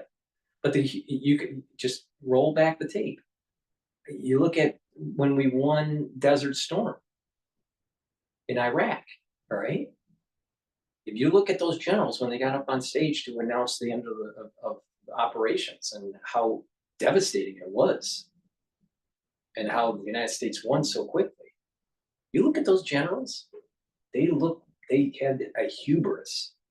They looked joyful and they had hubris, right? This was the beginnings of this erosion of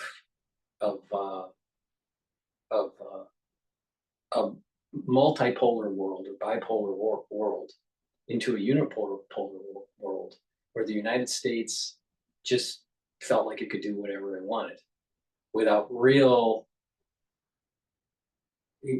anyone pushing back, because Russia Soviet Union was gone. The Soviet Union didn't have the power to push back.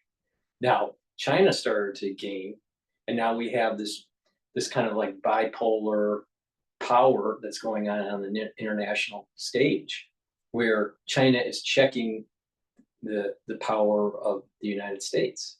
Now the United States, when it was a unipolar power, all right, after the fall of the Berlin Wall and the destruction of Iraq in Desert Storm, has not managed its hegemony well at all. It had IMF and World Bank austerity plans that basically gutted nations and made them indebted to the Western world during this time period, during the Clinton administration. Stiglitz talks about this in his writings, Professor Stiglitz. And we just didn't manage our unipolar power well. And through IDF into China, direct foreign investment into China from the United States, building up its supply chains to bring in cheap goods, only built up China, gave them the resources to build up, the know-how to build up.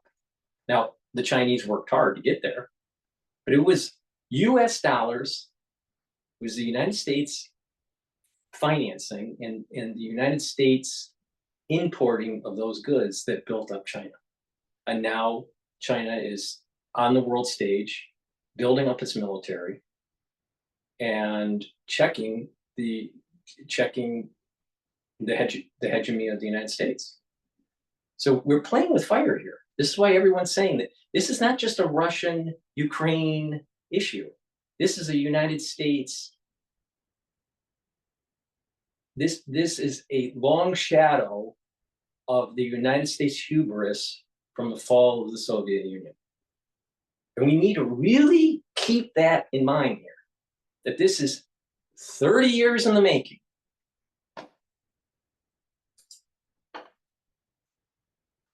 To be revisited unless Russia changes the way they've been fighting this war, and with the extreme bombardment of many places in Ukraine, which has increased recently. So at the UN meeting, I think if you can get a number of other countries involved, not just the United Kingdom, then you will see Biden change his mind. And basically, I think that he has shown an incredible amount of patience. He didn't cave in right away, despite what the New York Times said the day before. But if he goes to the UN, then he can say, well, we talked about it, I considered it, and now the world community says we need to do it because this war is dragging on and on. And don't forget, Russia is also represented at the United Nations, and they can complain about it there. But the fact of the matter is, I think that's the direction that we're going to go. Because unless we do this, this war is going to drag on forever. They'll continue to have casualties on both sides. But this could be a game changer to get Russia to come to the negotiating table. Okay, well, I want to go to Marina on that point. Could it be a game changer? Because apparently there are some in the US administration, like the Defense Secretary Lloyd Austin, who said it won't really make much of a difference because these missiles will not turn the tide of the war because the Russians have moved lots of their attack assets and air bases beyond the range of these missiles, and there aren't that many of them. The stockpiles are running low. What do you make of those arguments? Well, I think those are very valid points when it comes to the amount of missiles that are available in the US inventory, and even if we're talking about Storm Shadow and Scalp missiles. So that's the first thing. The second thing is one type of missiles is air-launched. The other one is launched from the likes of HIMARS, right?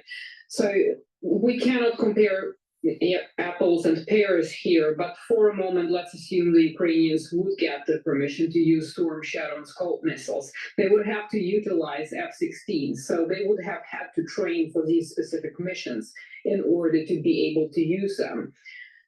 Second is there are Russian ground-based air defenses to which these jets are susceptible. But even if we take away the Russian ground-based air defenses and electronic warfare, because Storm Shadow and Scalp missiles, they have triple navigation, but they still rely on GPS.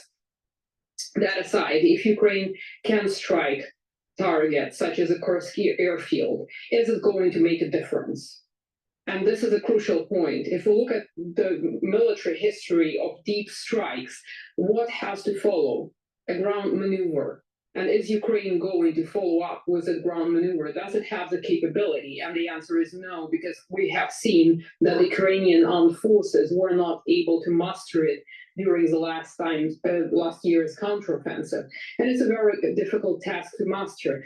So those isolated deep strikes with a limited number of missiles that Ukraine has might do some damage. But in military terms, they're not going to change the situation, and they're not going to make Russia give up its operation in the Donbass. It's not going to make the general staff withdraw the forces from Ukraine. So what it carries with it are extreme political risks, as we have discussed before, a lot of unknowns with little military value and high cost terms of US dollar costs. Okay, well, thank you very much indeed. Thank you to all three of our guests today, Pavel Felgenhauer, Marina Miron, and Lawrence Korb. And thank you too for watching. If you didn't catch all of the program, don't worry, it's available for you to view anytime you want at aljazeera.com. Your views and suggestions are always welcome. Post them on our Facebook page, that's facebook.com/AJ Inside Story. Or on X, where our handle is @AJ Inside Story. Until next time, from me, James Bays, and the team here in Doha, please stay safe. Bye-bye for now.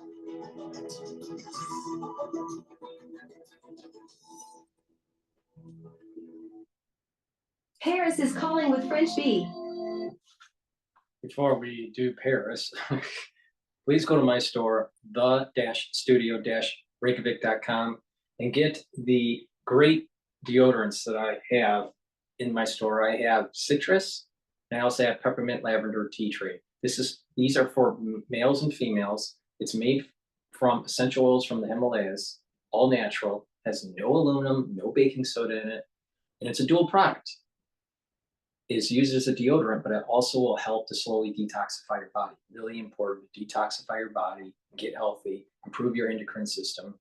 improve your immune system. So please go to my store, get a couple bars of these very high quality deodorants. You can get it in citrus or peppermint, lavender, and tea tree. Very high quality deodorants. They're for males and females. Get a couple bars for your household. Omega-3 is very important to improve your cardiovascular health.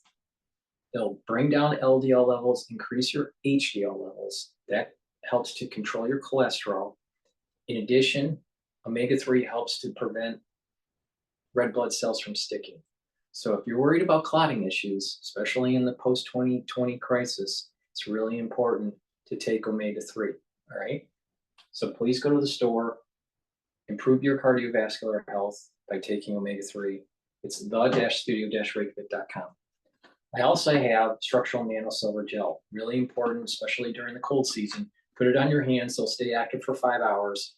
You can put it around your mouth, around your eyes, around your ears, around your nose, lightly coat your nostrils, and you'll be neutralizing pathogens and you're creating a barrier so it's harder for a pathogen to get in and infect your body. So it's very important. It's a dual purpose product because if you apply this on a cut, an abrasion, or a minor burn, it will heal quicker. Why? Because you are keeping the wound clean, and by doing that and creating this barrier with the gel, it creates an environment that allows it to heal about 1/3 of the time. In addition, you can apply it on your skin as a daily skincare routine. And what you'll notice, especially if you put it on your skin at night and then exfoliate in the morning, you'll notice that your skin is clearer and tighter. So you can use it as part of your skincare routine. So it's a dual purpose product. So please go to my store, the-studio-reykjavik.com. Use this, especially in the cold season. You're going to need this because this cold season is going to be problematic. What I've been noticing in New York, and some of the followers that have been reaching out and telling me this, they are contracting SARS-CoV-2. All right, there are people, so there's an uptake in infectivity, in the infection of SARS-CoV-2 in the United States. All right, it's the surveillance in wastewater, it's ticked up, and individuals are getting symptoms. Now, some people are asymptomatic and they're just testing positive, but many, at least in New York that I've noticed, many are showing the manifestations of, let's say, a mild cold. And it will clear in about 5 to 6 days, but then it lingers. There's a lingering. This is a problem. This is why I keep on saying, during this cold season, because you're going to be exposed to influenza, RSV, Mpox, potentially, and SARS-CoV-2, and maybe some other pathogens, bacterial infections, and other other viruses like adenovirus. But you're going to be exposed to a lot of stuff, and your immune system is weakened. So if you have something that's lingering, let's say a SARS-CoV-2 infection that's been lingering, then you're more susceptible to some of these other pathogens, right? Because you have a weakened immune system. In addition, like I said, the S1 subunit will attach to the TCR of a CD4 positive cell and prevent proper activation with the MHC2 class of an infected cell. So what that means is that S1 subunit from the virus is producing a lot of cytokines by touching the TCR, the T cell receptor of the CD4 positives, secreting cytokines, pro-inflammatory cytokines, and creating an inflammatory response. That inflammatory response signals to IgG4s to upregulate, all right? And those IgG4s are trying to downregulate this response. But because you have inactive or less active CD4, your active CD4 count is lower because of this binding of S1. and you have an upregulation of IgG4 that's trying to downregulate your immune system, it causes havoc. So this is what I mean, it trashes your immune system.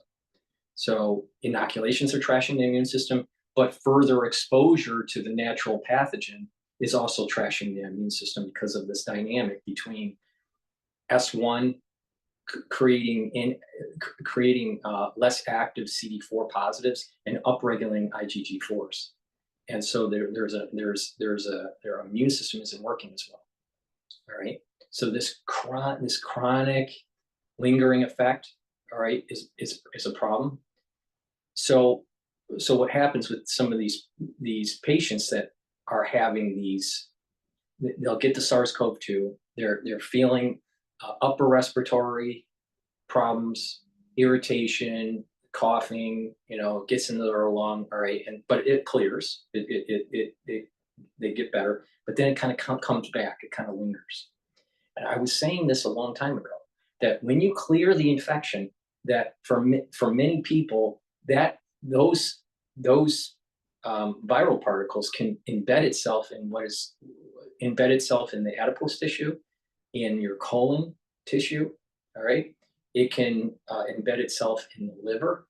It can embed itself in the kidney. So it can hide, it can find these reservoirs. And in some of the research, it was showing that these viral particles, the SARS-CoV-2, hides in these, there are different types of macrophages. There's M0, M1s, M2s, okay? So they hide in M0s and waiting for some sort of reactivation. So there's a reservoir, even though you test negative on antigen, test negative on with the PCR, you could have a reservoir that's reactivated. Now, over time, let's say you don't get SARS-CoV-2 for many years and you're losing weight and you keep your inflammation down so you're not reactivating M0 macrophages. What will happen is that you're slowly clearing it out. But there may have some remaining that's dormant. Maybe it's dormant for multiple years. We don't know. But the thing is that there seems to be a reservoir that gets to be reactivated because of this kind of like inflammatory response that's going on, this interplay that's going on with CD4s that aren't fully activated, and this fluctuation of the IgG4s. So the thought process here is try not to get any more inoculations to perturb the immune system. Let the immune system heal. But also try not to get SARS-CoV-2 natural infection, because what it's happening is it seems like it's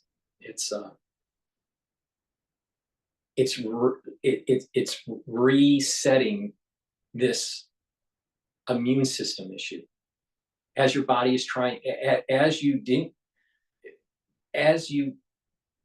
stay away from getting infected or staying away from getting inoculated, your body slowly is trying to heal. But then all of a sudden you get inoculated, then your immune system gets back into this chaotic problem with this activation of CD4s and these IgG4s, okay? The upregulation of IgG4s. If you get the infection, it's also creating an issue here, all right? So it's not happening to everybody. Some people are asymptomatic, all right? But they're testing positive.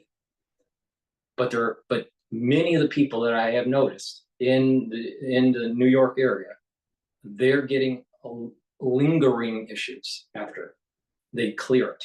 So they get SARS-CoV-2, they're testing positive, they're testing positive on the antigen, they're testing positive on the PCR, all right? And they also have some sort of an immune response, right, to it. So their IgMs there's an uptake in their IgMs. And so you have an uptake in IgMs, you are testing positive on the antigen test, and you're testing positive on the PCR. They clear the infection after about 7 days or so, but then all of a sudden it kind of comes back, 4 days later, 5 days later. All right, it lingers. There's a lingering. There's a double hit.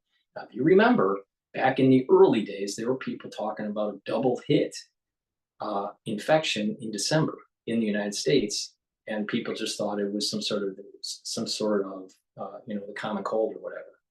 Many people had it across the country, all right, especially in New York. And there was a lingering. You had a cold that was kind of really bad, and then all of a sudden, about a week later, you clear it. A week later, it comes back, and it's a little bit worse. And it's deeper in the lung. It was harder to get rid of. It was almost like a 2-3 week to get rid of. Many people back in December or late November had this issue. This is kind of like that. All right, it lingers. Now, some of the data points are suggesting it's involving these macrophages, these M0 macrophage reservoir, these different tissues that the virus could be hiding in, and it just gets reactivated, right? And the issue with the adipose tissue. So the key here is keep the inflammation down, so you're improving your immune system, and you're bringing down those pro-inflammatory cytokines that are being pumped out of those CD4 positive, being activated by the S1 subunit. But you're also trying to keep it down so you're not telling the body to upregulate and keep the memory cells for the IgG4s. You want those down. You want those down and kind of try to clear it. That takes years to clear. But if you get infected or an inoculation, then it moves everything back up, and you need more time to clear it. So the best thing is not to catch SARS-CoV-2 and not to get inoculated, to reset your immune system.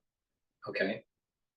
Now, I'm the most comprehensive person to tell you this. I'm telling you how to keep healthy. All right? You need to take stuff that helps to neutralize pathogens. Those are the structural nanosilvers. You need to reduce the reactive oxygen species. So you have to reduce those reactive oxygen species, those free radicals, by taking C60. All right. You soak those up. And so the health of those cells are better. It's not stressed. The mitochondria health will improve and have more energy for your immune system. Really important. And you're bringing down those pro-inflammatory cytokines with the turmeric and the ashwagandha. So it's the structural nanosilver gels and liquids, C60, turmeric, and ashwagandha. All right. Then you take the lignans for boosting up your immune system. You take the omega-3s to make sure that you don't get the stickiness of the red blood cells. You take the nattokinase to prevent the blood clotting. You take the magnesium and zinc to help boost up your immune system. And when you do these things, then you're going to start seeing, okay, you can't 100% prevent getting infected. But at least if you do, you're trying to calm down that immune system so you don't have this kind of positive feedback loop that's happening to bring back up your IgG4s and cause this problem with the partial activation of the CD4.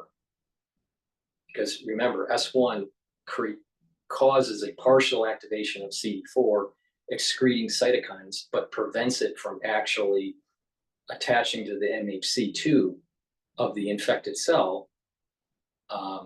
And when that does that, it's not clearing the infection as well. All right, so you want to just calm the immune system down. It's really important that people understand this. All right, and you will fare much better. Now, there's no one that can prevent 100% getting SARS-CoV-2. It's impossible. All right, and most likely everyone will get it eventually. All right, if someone hasn't already. Most of the United States has gotten SARS-CoV-2, either asymptomatic or if you get a test, most likely you have antibodies for SARS-CoV-2. All right, so most people have been infected by SARS-CoV-2 in the United States. There are some people that have not. All right, but over time, because this is endemic, it's gonna cycle, and you may get it, once every other year, or once every year, or maybe 2 or 3 times a year. And when it's repeated on a regular time frame, it's going to perturb your immune system and it's going to weaken it. It's going to weaken it, even with the natural infection, because of what's going on with the CD4s and what's going on with the IgG4s. All right, so calm the immune system. By calming the immune system, you're going to fare much better. So that's why it's so important to take the C60 in the coconut oil, C60 in the extra virgin olive oil, or C60 in avocado oil. The avocado oil, the coconut oil, or the extra virgin olive oil, C60, is in a 2 ounce, a 4 ounce, or an 8 ounce configuration. And what it does is it just soaks up those free radicals. By soaking up those free radicals, you're going to do less damage to your cells, because free radicals cause damage to your cell, and you're going to have better health of your mitochondria to have higher ATP, really important for your immune system and just cellular processes. So your tissues are healthier. So you slow down the aging process. And by having less free radicals, your immune system is going to perform better. So this is synergistic with stuff like resveratrol or clarity factor or ubiquinol, that are going to try to boost up the health of the cell. So go to the store, the-studio-reykjavik.com, and get the C60. It soaks up free radicals. It's very potent. You take a teaspoon of it a day. All right? It's really important. Take a teaspoon of it a day, soak up those free radicals, and boost up your immune system. With that said, let's go to Times News again. In comfort, on board our next Times Radio. generation A350. No heat, no crowd, no problem. And what we've seen over the last 20 years is Putin threatening literally everybody. Don't forget, it was about 15 years ago. He threatened to use nuclear weapons against Denmark over some dispute. I mean, this is a guy who constantly makes the most outlandish threats in order to dissuade people from defending themselves. We need to stand with the Ukrainian people and demonstrate we're serious about it. The Conservative leadership race continues, and it's a big couple of weeks as the remaining 4 contenders make their pitches to the party conference. The front-runner, Robert Jenrick, is calling for the contest to be sped up. So do the others agree? Tom Tugendhat, who's also in the running, and also the former security minister in government, now the shadow, joins us on the programme. Good morning. Good morning, how are you? I thought you were on a motorbike then. It sounds like you are. Well, thank you. Thanks for being with us. I'm not allowed to ride motorbikes. I don't kid, my wife told me. Well, exceptional timing from whoever is riding one noisily behind you. Robert Jenrick is calling for a shortened contest in this Tory leadership race and a TV debate, an interesting proposition, if you like. Do you agree with him? Well, look, I've done TV debates for leadership things, and I'm very happy to do whatever is arranged by the party, because I think this is one of those moments where we've got to make sure we give the British people and, of course, the Conservative membership the opportunity to somebody who's going to serve the country, who's going to lead not just the party, but be ready to lead the country and to act in the national interest. And, focusing on service and focusing on other people is exactly what this is about, particularly when we're seeing Keir Starmer has turned from service to self-service. Do you think you've got it in you to win? I mean, you're trailing the pack at the moment. Do you think you can turn it around? Not really. No, I'm not trailing the pack. I'm equal with James, and I'm gaining momentum. So absolutely, I can win. And what you're seeing here is you're seeing with a real choice being put to Conservative members of different people, with all of whom are friends of mine, all of whom are offering a slightly different emphasis. But one of us has actually demonstrated consistently through polling and through ability to call things out that I'm consistently ahead of the curve, whether that's on calling out China or Russia or Iran, whether it's about voting against vaccine passports, or in fact voting or not supporting the national insurance rise, which later became government policy. Consistently ahead and consistently demonstrating that I'm able to change the conversation and bring people alongside. You say that you're gaining momentum. What do you mean by that? Well, I mean, I was, as you rightly say, 4th, and now I'm 3rd, so that's gaining momentum. Okay, and have you added some new names to your list in the last couple of days? I have, and this is you know how this process works. Got a bunch of people telling me how and when they want to go public, and it'll be up to them to decide how they want to make their decision. Well, we'll keep an eye on that for conference. Of course, a big moment for all of you to make your pitch at Tory conference. We will be there with this show. You're very welcome to join us there if you've got the time, Tom Tugendhat. You were, though, the security minister, you're now the shadow. One of the biggest issues today is Ukraine. We were asking the government earlier about whether or not the UK should go it alone on Storm Shadow missiles. Do you think that would be a good move? Look, I think the right thing to do is to support the Ukrainians in defending themselves and allowing them to use the ammunition that we've agreed to give them to do that, whether that's striking positions that are where the Russian troops are mobilizing and preparing themselves to attack and murder Ukrainian citizens. I think that's a very simple decision, actually, and I think it's a very clear one. We are seeing rockets and missiles fired within Russia, killing Ukrainian civilians. We need to make sure the Ukrainians are able to defend themselves, and that's why I support their ability to use these weapon systems. So is the Prime Minister emboldening President Putin by not saying yes? No, look, you stand up to bullies, you don't kowtow to them. And what we've seen over the last 20 years is Putin threatening literally everybody. Don't forget, it was about 15 years ago, he threatened to use nuclear weapons against dead. Yeah, but why did Blinken blink? Over some dispute. I mean, this is a guy who constantly makes the most outlandish threats in order to dissuade people from defending themselves. We need to stand with the Ukrainian people and demonstrate we're serious about this. You know, whether it's about people trafficking through Minsk into the European Union or through Libya into southern Italy, we have seen Putin weaponizing literally everything he possibly can to use against us. We need to stand up against him. That's why one of the first things I did when I took over as chair of the Foreign Affairs Committee was call out Russian dirty money in our system and to try and end the sleaze that we've seen far too much of, not just in politics, but actually across the United Kingdom. We need to end it, and that's why I'm standing. So can you explain to us, because you have got a unique perspective on this, you've read those security briefings that very, very few people will ever be able to read. And Labour are obviously, you know, they're now in government. They can't really come on and explain exactly what's happening behind the scenes. Maybe you can. Why does it look like Keir Starmer is hesitating? Why does it look like we're holding back when what we hear behind the scenes is the UK wants this to happen? What's really going on? You're watching YouTube, but did you know there's a YouTube music app where you can listen to rare covers of your favorite artists? Duh. Yeah, you. What's really going on? Well, look, this is a political decision. I'm not going to talk about the secrets or the briefings that I got. I promised I'd keep the king's secrets, and I will. But what you're really seeing here is a vacillation over leadership. You're seeing a failure to make clear the commitment that the British people should have of standing up for freedom, standing up for our own interests and protecting ourselves by supporting our allies. And let me be absolutely clear that as leader of the Conservative Party, I am standing to be Prime Minister because I want to return this government to the service of the British people and offer them leadership in defending ourselves at home and abroad to make sure that we are always acting in the national interest. I'm afraid what we're seeing from Sir Keir Starmer is vacillation and self-service, not leadership.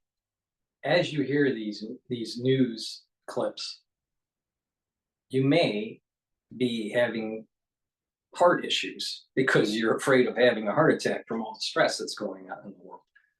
Please go to my store, the-studio-reykjavik.com, and improve your heart health. How do you do that? You can take this new supplement that I have on my store, nattokinase.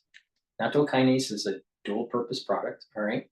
It helps to break up clots. It's fibrinolytic. And it also will help to bring down cholesterol. It'll bring down the LDL levels and increase your HDL levels when you take nattokinase at higher doses. So please go to my store, the-studio-reykjavik.com, take nattokinase. People that are in the whole anti-aging and longevity subculture take nattokinase every day to improve their cardiovascular health. Well, you should also do that. Take a lesson learned. It's synergistic with other things like omega-3. So please go to my store, the-studio-reykjavik.com, and get the nattokinase. NAD+ is important to take on a regular basis to improve your energy levels. It helps to repair DNA damage, and it will also help with neural protection, neural health, all right? So please go to the store, the-studio-reykjavik.com, and get the NAD+. Again, it helps to increase your energy levels. It helps to improve the repair mechanism for damaged DNA. Because as we get older, we have DNA damage that needs help. So taking NAD+ will help to repair that. that DNA damage. We're being bombarded by chemicals and toxins, so that causes DNA damage. Pathogens cause DNA damage. So taking NAD+ is going to be important to help to repair that DNA damage. And as we get older, we need better neural health and neuroprotection. So taking NAD+ is an important supplement for that. So please go to the store and take NAD+. I take it every day. So, and it's synergistic with some of the other things that I've been saying to take, you know, such as ubiquinol and resveratrol and the C60, you know, because by improving that energy level, right, and helping with the repair of your cells, you're going to slow down the aging process, and you're going to help to boost up your immune system. So please go to the store and get the NAD+. Tom Tugendhat, who is, of course, running to be the Conservative leader. Thank you very much for joining us. Keir Starmer found himself in a war of words with Vladimir Putin at the end of the week after a blink-and-you'll-miss-it trip to Washington. Ukraine was top of the agenda, specifically President Zelensky's urgent request to use British long-range missiles to attack Russian territory. Well, Nick Thomas-Symonds is Paymaster General and a Cabinet Office Minister and joins us on the programme now. Good morning. Good morning, Kate. Good to join you. Thanks for being with us. Let's start with Ukraine, shall we? Because there are calls from former defence secretaries to go it alone and approve Storm Shadow for wider use. Can we, as the UK, do that? And will the government do that? Look, I'm not going to comment, first of all, on operational matters like that. I think having an open debate about it only really benefits Vladimir Putin. What I would say is that already this government is providing substantial support to Ukraine. On coming to office, we confirmed the £3 billion a year, and that will continue annually for as long as it takes. We've also announced in recent weeks an additional 650 air defence missiles. When President Zelensky has requested additional artillery shells, we've again made arrangements so that that can be ramped up as well. And I think that if you look at wars, you look at conflicts, they're not won by a single weapon, a single system. What's important here is that we do continue to make clear we will back Ukraine for as long as it takes. So can I take from what you've just said there, and I know that you're saying you don't want to have the full discussion in the open. I think people will probably understand that. But what you've said in answer is that when Ukraine has asked for things, we have given them. Should we hear what you're saying as an indication that the UK has not given up and that we may well see some movement on Storm Shadows in the weeks to come? Look, as I say, I'm afraid I can't discuss that operational issue. This on Storm Shadows, this has been a quite long-standing request from President Zelensky. It goes back over a year. I think what you have seen in recent days is the Foreign Secretary and Tony Blinken jointly showing solidarity, visiting Kyiv, and also speaking to President Zelensky and the Ukrainian government as to what their needs are. Well, they've made clear what their needs are. I mean, President Zelensky has said very clearly he's disappointed that there was no agreement in Washington. What's our message to him now? Is it, just hold on? Well, our message is we will continue to stand by him and stand by Ukraine. That's why we've continued, as I say. But can you say that we're doing that? If you've just said to me in one breath, we listen to what they ask for and we grant their requests. You've heard President Zelensky, he's asking you for help and we're not giving it. Are you asking him to just hold on and be patient?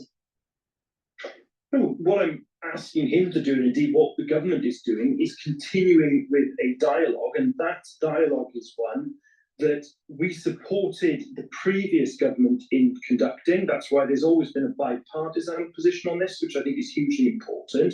We will continue that dialogue. But as we are talking in this interview, Kate, we are already, as I say, supplying the air defence missiles. We're ramping up the supply in terms of artillery shells, which has been requested as well. We continue to support in terms of money, continue to support in terms of training. So we will continue that support in a wide range of areas. And to the trip to the United States by the Prime Minister and the Foreign Secretary, this is really important as well, that the United States, incredibly close ally, the special relationship we have with the United States, whether it's about Ukraine, the Middle East, China, it's really crucial that we continue that close dialogue with the United States. That's precisely what the Prime Minister and the Foreign Secretary have been doing. Yeah, and there are reports this morning that the US, and you know, we are aware of them, that the US is the block here in terms of approving those Storm Shadow missiles.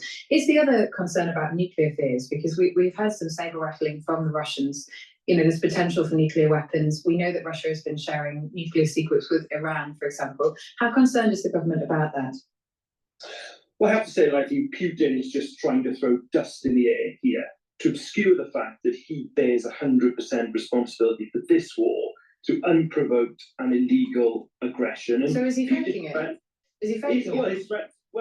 His threats are nothing new, are they? He warned us not to send tanks to Ukraine. We sent them. He warned us not to send missiles to Ukraine. We sent them. This isn't the first time that he's threatened to use tactical He's right about that statement, but how do we know that they haven't pushed him to the edge where he's now going to use them? We're playing with fire. That's the big problem here. Please go to my store, the-studio-reykjavik.com. Click the link in the description to get to the website. It's the-studio-reykjavik.com. Get the vitamin K2. This is an MK7 molecule. What that means is that it will help with bone health and cardiovascular health. I have done many videos on how to do that. You should be taking vitamin K2. It's synergistic with D3.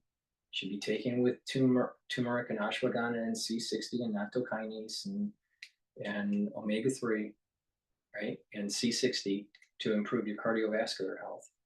But to help with your bone health, you take vitamin K2, MK7, with D3 and do light resistance training, do regular exercising, regular stretching, and I recommend drinking milk.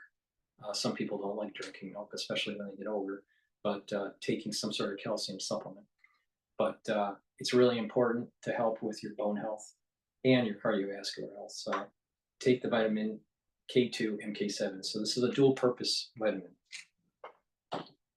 NAC, really important. Why? Because it brings up glutathione levels. Higher glutathione levels will help to work as an antioxidant and bring down those reactive oxygen species. NAC also helps to detoxify the body, and it also helps with mental health. It helps to control the mental mood. So it helps to mitigate some of the problems that you may see with people that have ADHD or concentration issues. So NAC is important to take on a regular basis. Now, the ones that are coming from the subculture, from anti-aging or the longevity subculture, they take NAC because it's another pathway as an antioxidant. By raising up your glutathione levels, it's soaking up those free radicals on a different pathway. So it's synergistic with C60. In addition, it helps to detoxify your body. So please go to the store, take NAC. I take NAC every day as an additional pathway to soak up free radicals. Free radicals are a major important pillar. Soaking up those free radicals is a major pillar for improving your immune system and slowing down the aging process. What happens? The reality is he is a bully. His imperialist fantasies have killed or wounded over 600,000 of his own soldiers and frankly brought shame on his country. So no, the government will not be intimidated by Putin or his bluster. What's the long-term plan here, finally? Are we pushing, because it feels to me like this conversation is coming to a head on all sides. Are we pushing for a deal on paper to end this war? Is that something we're talking to Ukraine about now?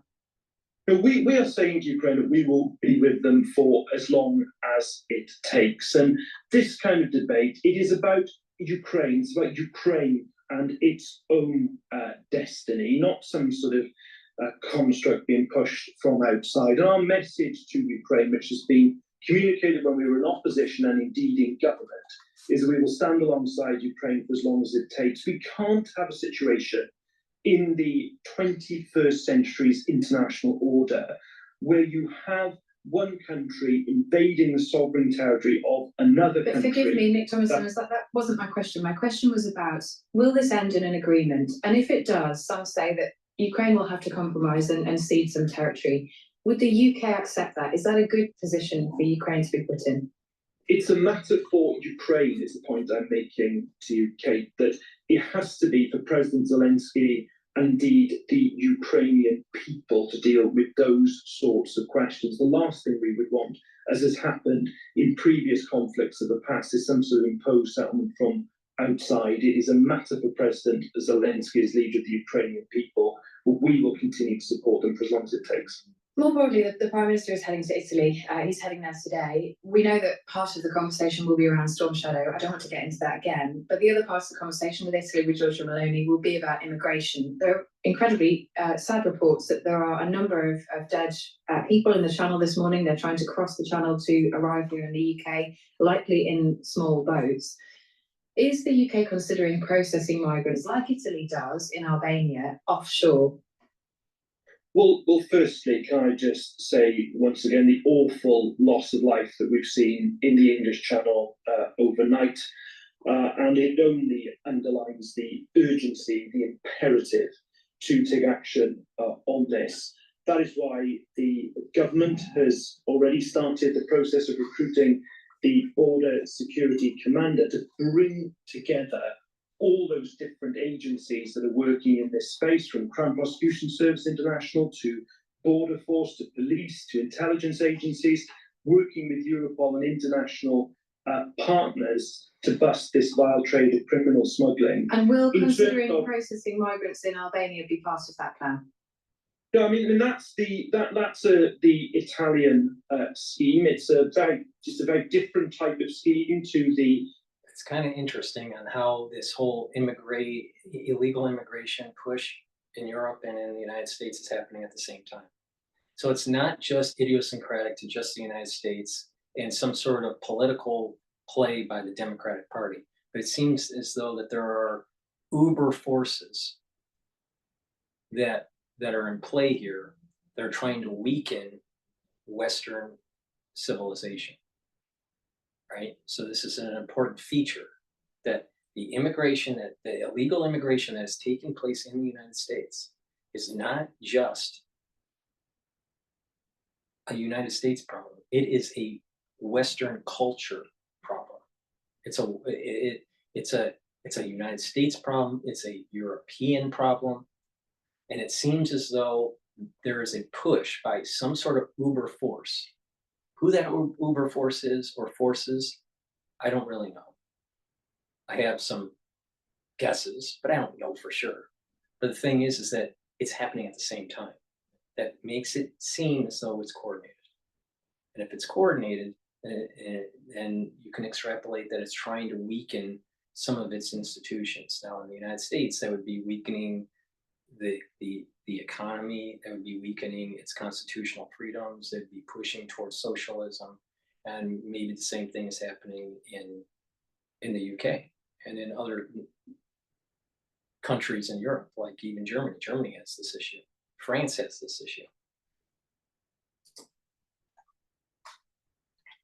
Rwanda scheme that the previous government had and wasted over £700 million on, but it's a broader point about a recognition that irregular migration is a continent-wide challenge. Yeah. And Italy obviously has had particular issues in terms of people crossing the Mediterranean. So would we rather like we have our relationship, our agreement with France, Italy has in place, for example, agreements with places like Tunisia, Libya.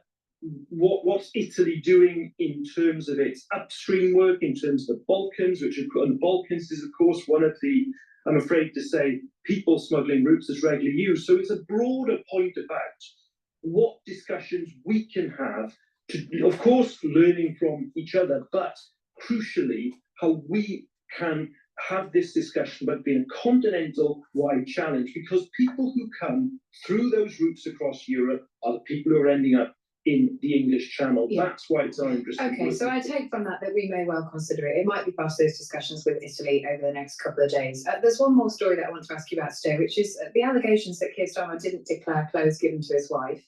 Why is his wife accepting free clothes in the first place? Well, some countries have a particular budget, don't they, for their leaders and their spouses to be able to look their best when they're representing the country. They have that in the United States, for example, for the president and the first lady. And we, whatever your political persuasion, our elected prime minister and spouse do represent us on the international stage. And of course, we all want them to look at their best. In respect of the declaration, when the prime minister took office, advice was taken as to what was appropriate and what needed to be declared. There was then some doubt about that, and further advice was sought in recent weeks. That's why we see the stories we do today. But the Prime Minister is someone who has twice sought out advice. He was being transparent, seeking guidance as to what was appropriate to do. You'd hardly call this hiding something. Doesn't it look a bit strange, though? I mean, let's be honest here. The Prime Minister's pretty well off. It's a well-paid job. He's getting free glasses. It just feels a bit wrong.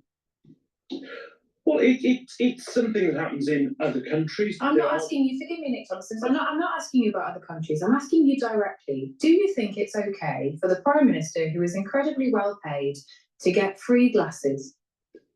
It is permissible for him to do this. There's no suggestion that this is something that's somehow inappropriate. I know it's permissible. I'm asking you, do you think it feels all right? Because other people think it looks a bit weird.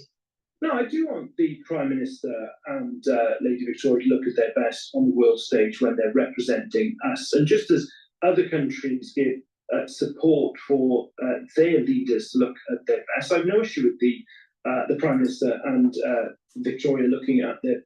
This is why the world is going straight to hell, is you have politicians that are focused on what glasses that they're wearing or what tie they're wearing, instead of solving the issues of the day. We are literally either in World War III or we are just about to be in World War III. All right? And we're worried about this guy's glasses. This is small potatoes. On the world stage, and he is somebody who has twice here sought out what was the appropriate declaration to make. It's actually seeking transparency rather than the other way around. You keep saying that they should look their best, and that's not really the point. The point is where the money comes from. The point is where the free clothes come from. The point is who is donating them. Do you think it might be a bit better, a bit more above board, if we set a budget for this? Well, no, because then you get into a debate, don't you, as you often do with the funding of political parties, as to whether you do it by the state. And I think you would have legitimate questions then, or whether it should be the taxpayer funding this. But what's happened here is we've had, and again, it's all about board. The donation is declared. Lord Ali has been a long-standing donator to the Labour Party, has done it over a number of different leaders, not simply Keir Starmer, and has been a member of the House of Lords since 1998. He's someone who's given over a quarter of a century of public service. Nick Thomas Simmons, Paymaster General, thank you for giving us your time this morning. Okay, you as we've been saying. It's amazing. Please go to my store, the-studio-reykjavik.com. It's the-studio-reykjavik.com. And get the ubiquinol. It's the active form for CoQ10. This is very important to take every day. This is taking a lesson learned from the whole longevity and anti-aging crowd, how to improve your body's health and to mitigate, the cold season, all this stuff. How does it work? Ubiquinol is an antioxidant. So we've talked about that. This is synergistic with C60.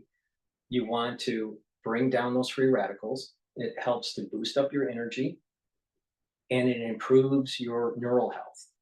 So this is going to, as we get older, and as people have gone through the 2020 aftershock, all right, some people are having problems with their neurons. Some people are having cognitive function issues. Some people are having balancing issues. Some people are having sympathetic issues, the parasympathetic and sympathetic nervous system issues. So you got to keep the neurons healthy, all right? In the post-2020 crisis, and not just that, as we get older, it's really important to maintain that. And proper supplementation, proper diet, exercise, stretching, balancing, those will all improve your neurons and muscle coordination, balancing. But then you also need to challenge your brain by reading and writing and talking to real people, all right? By doing that, you're holistically healing the body, holistically improving the functions of your body and slowing down the aging process. But in terms of supplementation, ubiquinol is really important to improve cellular function and slowing down the aging process. So ubiquinol, again, is the active form for CoQ10. It improves your neural health. It's an antioxidant. And it helps to boost up energy. So please go to my store, the-studio-reykjavik.com. Follow my advice. I take ubiquinol every day. So I've been taking ubiquinol for a long time. All right, but now I finally can provide it on my store for you to add it to this whole stacking that I've been telling you what to do. So please go to my store, the-studio-reykjavik.com, and get the ubiquinol. It's a very high quality product. I take ubiquinol every day. So please go to my store, the-studio-reykjavik.com. That's the end of the transmission. Please ask your social media to follow me. Share the links. I need to reach a larger audience so I can tell people how to navigate through the tumultuous times with finance, how to navigate through these geopolitical events and understand what's going on, because geopolitics affects the economics, and also how to improve your health and how to navigate through, especially this next cold season. This next cold season will be problematic. So please take my advice. Get those supplements that I said that to neutralize pathogens. That's structural nanosilver liquids and gels. Bring down the inflammation, turmeric and ashwagandha. Bring down those free radicals by taking ubiquinol and C60. All right. When you're doing these things, you're going to improve your body to be able to go get through the cold season. This cold season is going to be problematic. In addition, make sure that you get the lozenges. So the moment you get that irritation in your throat, you want to neutralize it with those lozenges and drops that I offer that are structural nanosilver. So that's the cherry drops, lemon, honey and a lemon, or cherry drops. And the lozenges are in manuka honey and in elderberry zinc. Get a couple bags for your household. You're going to need them during the cold season. This cold season will be problematic. And if you get SARS-CoV-2, the chances of it having some sort of rebound, some sort of lingering effect, is drastically higher this year. So pay attention. I've given you everything you need to know. Thank you for listening. Please ask your social media to follow me. Thank you for listening and have a nice day.